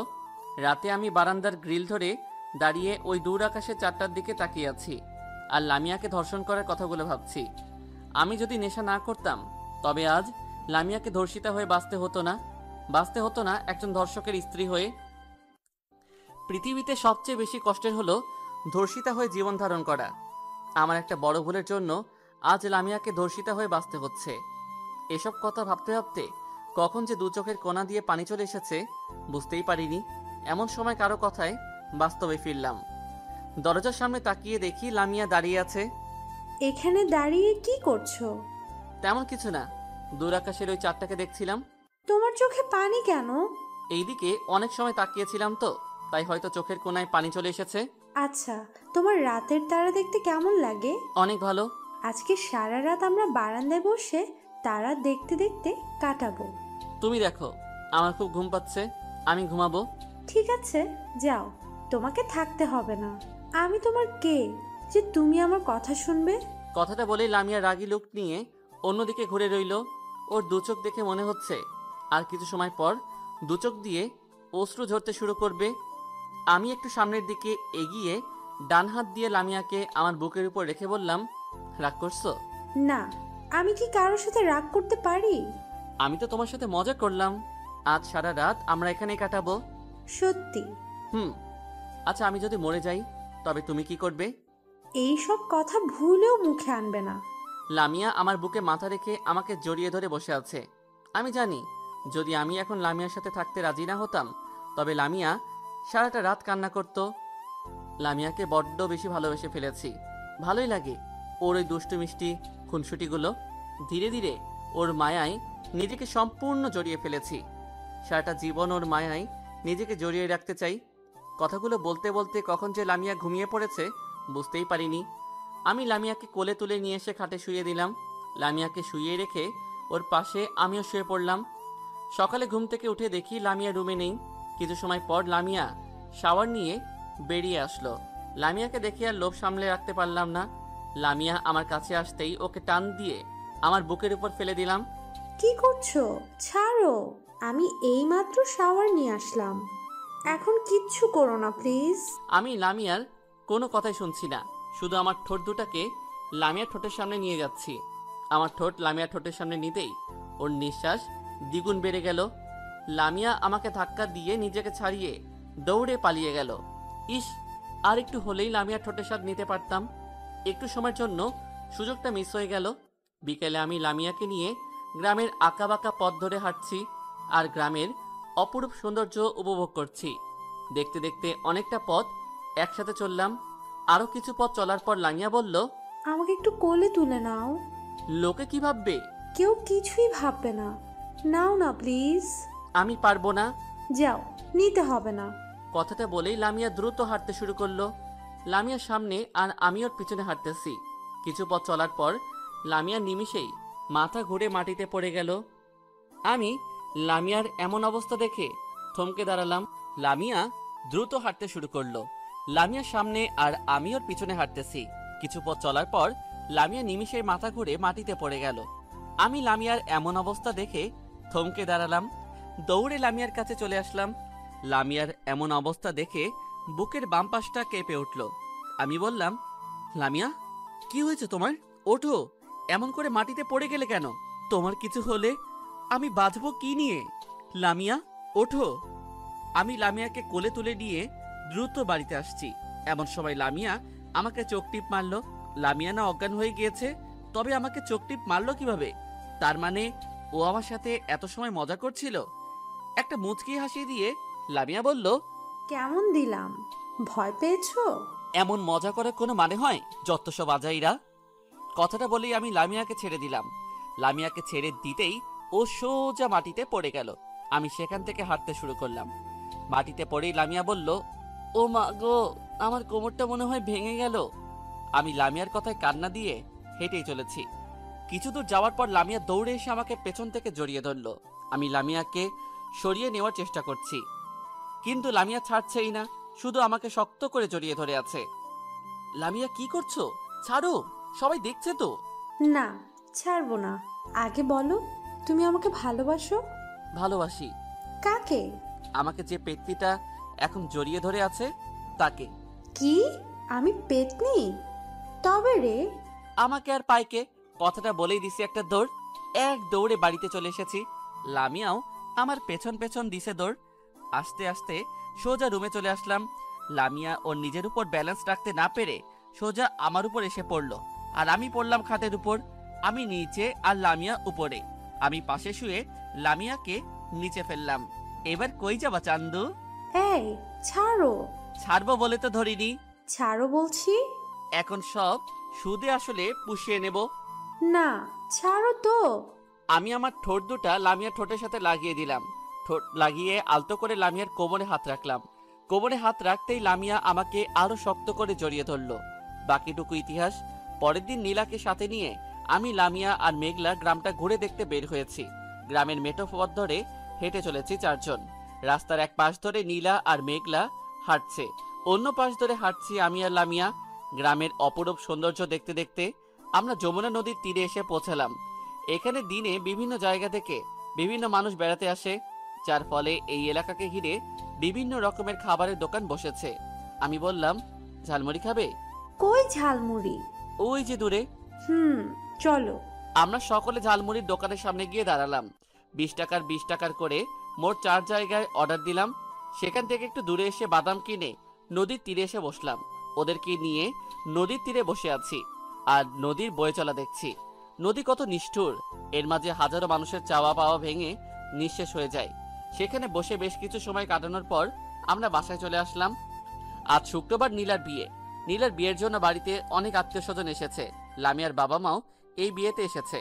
সবাই যার যার মতো করে ব্যস্ত হয়ে পড়েছে। বাড়ির চারদিকে লাইটের আলোতে ঝলমল করছে। আর কিছু সময় পর বর চলে আসবে। আমি লামিয়াকে নিয়ে বাহির থেকে ভেতরে আসছি। লামিয়ার পরনে লাল শাড়ি আর আমি সাদা একটা পাঞ্জাবি পরে আছি। আমার পাঞ্জাবি পরতে তেমন ভালো লাগে না, কিন্তু কি বা করব বলেন, বউ বলে কথা, তার কথা তো আর ফেলতে পারি না। পাঞ্জাবিটা পরেছি লামিয়ার কথায়। পরনে লাল শাড়ি, হাতে নীলচড়ি, পায়ে আলতা, ঠোঁটে লিপস্টিক, সব মিলিয়ে লামিয়াকে বেশ লাগছে। কিন্তু লামিয়া ওর বাম হাত দিয়ে আমার ডান হাত আঁকড়ে ধরে হাঁটছে। কিছু পথ চলার পর লামিয়া আমার হাতটা ছেড়ে দিল। হাতটা ছেড়ে দিতেই লামিয়া মাটিতে পড়ে যাচ্ছিল। আমি লামিয়ার হাতটা আঁকড়ে ধরলাম। হাতটা ধরতেই লামিয়া আমার বুকে ঢলে পড়ল। লামিয়া, কি হচ্ছে সব? সবাই দেখছে কিন্তু। এখন ওইসব ফাজলামি বাদ দাও। তুমি আমার কথা বুঝো না? লামিয়া ছাড়ো। কথাটা বলেই আমি লামিয়াকে আমার বুক থেকে ছাড়িয়ে নেওয়ার চেষ্টা করলাম। লামিয়াকে ছাড়িয়ে আমার পাঞ্জাবির দিকে তাকাতেই মাথা ঘুরে গেল। পাঞ্জাবিতে দেখলাম রক্ত লেগে আছে। রক্তের জন্য আমার সাদা পাঞ্জাবি সম্পূর্ণ লাল হয়ে আছে। সামনে তাকিয়ে দেখি লামিয়া মাটিতে পড়ে আছে। আমি লামিয়াকে জড়িয়ে ধরে উচ্চস্বরে লামিয়া বলে একটা চিৎকার দিলাম। আমার চিৎকারে সবকিছু নীরব হয়ে গেল। সবকিছু যেন নিমিষেই থমকে দাঁড়ালো। আমি, মেঘলা আর লামিয়ার বাবা মা সহ বাড়ির সকলে হাসপাতালের রুমের সামনে বসে আছি। ভেতরে ডাক্তার লামিয়ার চিকিৎসা করছে। লামিয়ার কোনো কিছু হয়ে গেলে আমি নিজেকে ক্ষমা করতে পারবো না। এদিকে আব্বু আম্মুকেও ফোন করে দিয়েছি, ওনারা কিছু সময়ের মাঝে চলে আসবে। একটু পর ডাক্তার সাহেব মন খারাপ করে মাথা নিচু করে রুম থেকে বেরিয়ে আসলো। বেরিয়ে এসে ডাক্তার যা বলল তা শোনার মতো অবস্থায় আমি ছিলাম না। হাতে লামিয়ার চিকিৎসার ফাইল নিয়ে আমাদের সামনে এসে দাঁড়ালো। তখন আমি বললাম, ডাক্তার, লামিয়ার কি হয়েছে? ওনার ব্লাড ক্যান্সার ধরা পড়েছে। রোগটা অনেক আগে থেকে ওনার সমস্ত শরীরকে গ্রাস করে নিয়েছে। এর জন্য জটিল একটা অপারেশন করতে হবে। অপারেশনটাতে রোগীর প্রাণ সংশয়েরও ঝুঁকি রয়েছে। যত টাকা লাগে আমি দেবো, তবুও প্লিজ আমার মেয়েটাকে সুস্থ করে তুলুন। আমরা আমাদের যথাসাধ্য চেষ্টা করব। বলেই ডাক্তার সাহেব চলে গেল। আমি সেখান থেকে রুমের ভেতরে ঢুকলাম। ভেতরে ঢুকে দেখলাম লামিয়া ডান দিকে ঘুরে শুয়ে রয়েছে। আমাকে দেখে লামিয়া উঠতেছিল। আমি লামিয়াকে শুইয়ে দিয়ে ওর ডান হাতটা আমার হাতের মাঝে রেখে ওর হাতটা শক্ত করে আঁকড়ে ধরলাম। ওর হাতটা ধরতে আমার দু চোখে পানি চলে আসলো। কি হয়েছে? তুমি কাঁদছো কেন? ডাক্তার সাহেব কি বললো? কি হয়েছে আমার? তেমন কিছুই না, অতিরিক্ত চিন্তার কারণে মাথা ঘুরে পড়ে গিয়েছিলে। কোনো রকমে দু চোখের পানি মুছে কথাগুলো বললাম। এখন যদি লামিয়াকে সত্যি কথাটা বলি তবে ও নিজেকে ঠিক রাখতে পারবে না, কান্নায় ভেঙে পড়বে হয়তো, যার ফলে ওর রোগটা আরো বেড়ে যেতে পারে। কিছু সময় নীরব থাকার পর লামিয়া বলল, একজন মৃত্যু পথযাত্রীর কাছেও মিথ্যা কথা বলছো? আমি দরজার আড়াল থেকে সব শুনেছি। আমার ব্লাড ক্যান্সার হয়েছে। আমি আর বেশি দিন এই পৃথিবীতে থাকবো না। লামিয়া চুপ, আর কখনো এইসব কথা বলবে না। আমি তোমার কোনো কিছুই হতে দেব না। কথাটা বলেই আমি লামিয়াকে জড়িয়ে ধরলাম। লামিয়াকে জড়িয়ে ধরে একাধারে দু চোখের পানি ফেলছি। লামিয়াও আমাকে জড়িয়ে ধরে কান্না করছে। এমন সময় আব্বু আম্মু সহ সকলে রুমে চলে আসলো। তাদেরকে দেখে লজ্জায় লামিয়া আমাকে ছেড়ে দিল। তখন আব্বু বলল, লামিয়া এখন কেমন লাগছে? এখন একটু ভালো লাগতেছে। শাকিল, ডাক্তার এই ওষুধগুলো আনতে বলছিল, এখন গিয়ে একটু নিয়ে আসবি? আচ্ছা দিন। বাবার হাত থেকে প্রেসক্রিপশনটা নিয়ে বাহিরে চলে আসলাম। বাহিরে এসে সোজা হাসপাতালের ওষুধের দোকানের সামনে আসলাম। সেখানে এসে প্রেসক্রিপশনটা দেখিয়ে বললাম, এই ওষুধগুলো দেন তো। সরি স্যার, ওই ওষুধটা আমার কাছে নেই। তাহলে এইগুলো কোথায় পাবো? মোড়ের ওই দোকানটাতে পেয়ে যাবেন। ঠিক আছে। আমি সেখান থেকে মোড়ের দোকানে এসে ওষুধগুলো নিয়ে বাজার থেকে কিছু ফল নিয়ে লামিয়ার রুমে ঢুকলাম। রুমের ভিতর ঢুকে দেখি লামিয়া এখন ঘুমিয়ে আছে। তাই আর ওর ঘুম না ভাঙিয়ে ওষুধগুলো রেখে চলে আসতেছি। এমন সময় লামিয়া আমার হাতটা ধরে টান দিল। আমি পিছনে ফিরে তাকাতেই লামিয়া বলল, কোথায় যাচ্ছ? কোথাও না তো। আমাকে ছেড়ে তুমি কোথাও যেও না প্লিজ। আচ্ছা, যাব না। আমি লামিয়ার পাশে বসলাম। বসে টেবিলে রাখা একটা ফল কাটলাম। ফলটা কেটে লামিয়াকে নিজ হাতে খাইয়ে দিলাম। ফলগুলো খাওয়ানোর পর ডাক্তারের পরামর্শ অনুযায়ী ওষুধগুলো খাইয়ে দিলাম। আমি লামিয়ার মাথায় হাত বুলিয়ে দিচ্ছি আর নীরবে দু চোখের অশ্রু ফেলেই চলেছি। মাথায় হাত বুলিয়ে দিতে দিতে কখন যে ঘুমিয়ে পড়েছি বুঝতেই পারিনি। সকালে ঘুম থেকে উঠে দেখি লামিয়া এখনো ঘুমিয়ে আছে, আর আমি ওর বুকের উপর মাথা রেখে ঘুমিয়েছিলাম। ঘুম থেকে উঠে একটু দূরে তাকিয়ে দেখি বাড়ির সকলে আড়াআড়ি করে ঘুমিয়ে রয়েছে। একটু সময় পর সূর্য উঁকি দিয়ে উঠল।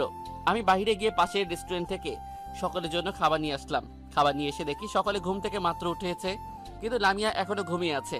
আমি খাবারের প্যাকেটগুলো রেখে লামিয়ার পাশে গিয়ে বসলাম। ওর পাশে গিয়ে কিছু সময় বসে থাকার পর লামিয়া ঘুম থেকে উঠে পড়ল। বিকেলে ডাক্তার সাহেব লামিয়ার রুমে আসলো। লামিয়ার রুমে এসে ডাক্তার বলল, রোগীর অবস্থা বর্তমানে অনেকটা পরিবর্তন হয়েছে, আপনারা এখন এনাকে বাড়িতে নিয়ে যেতে পারেন।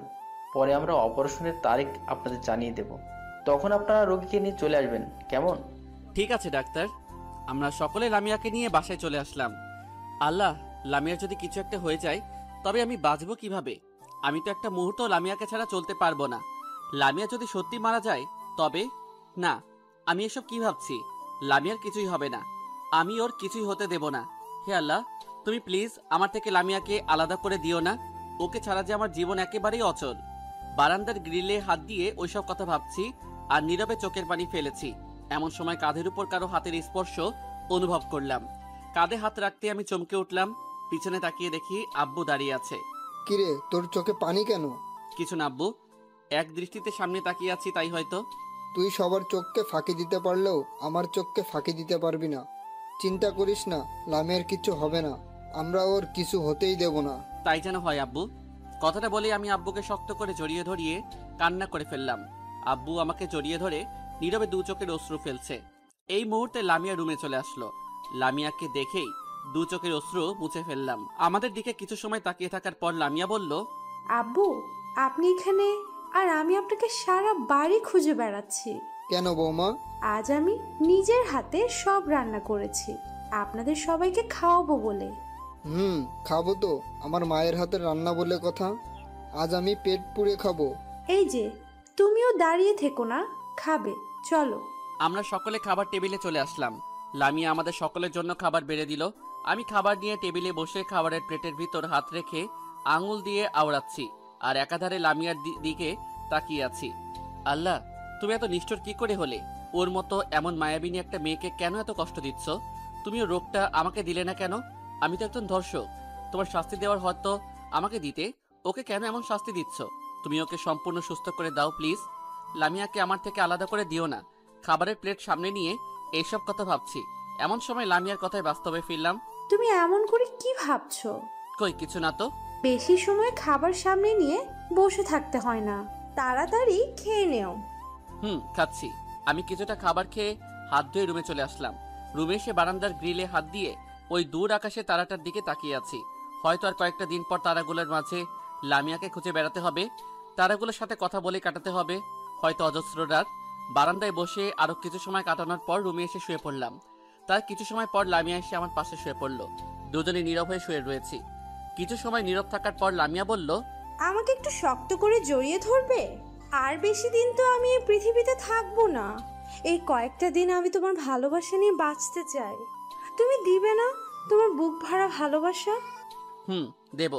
তোমার কিছুই হবে না, আমি তোমার কিছু হতেই দেব না। তুমি সারাটা জীবন এভাবেই আমার বুকের মাঝে থাকবে। আমি লামিয়াকে জড়িয়ে ধরে ঘুমিয়ে পড়লাম। সকালে ফজরের নামাজের আজান শুনে ঘুমটা ভেঙে গেল। ঘুম থেকে উঠে দেখি লামিয়া এখনো ঘুমিয়ে আছে। আমি ঘুম থেকে উঠে ফ্রেশ হয়ে ফজরের নামাজ কায়েম করতে চলে গেলাম। মসজিদে গিয়ে ফজরের নামাজ আদায় করে বাসায় চলে আসলাম।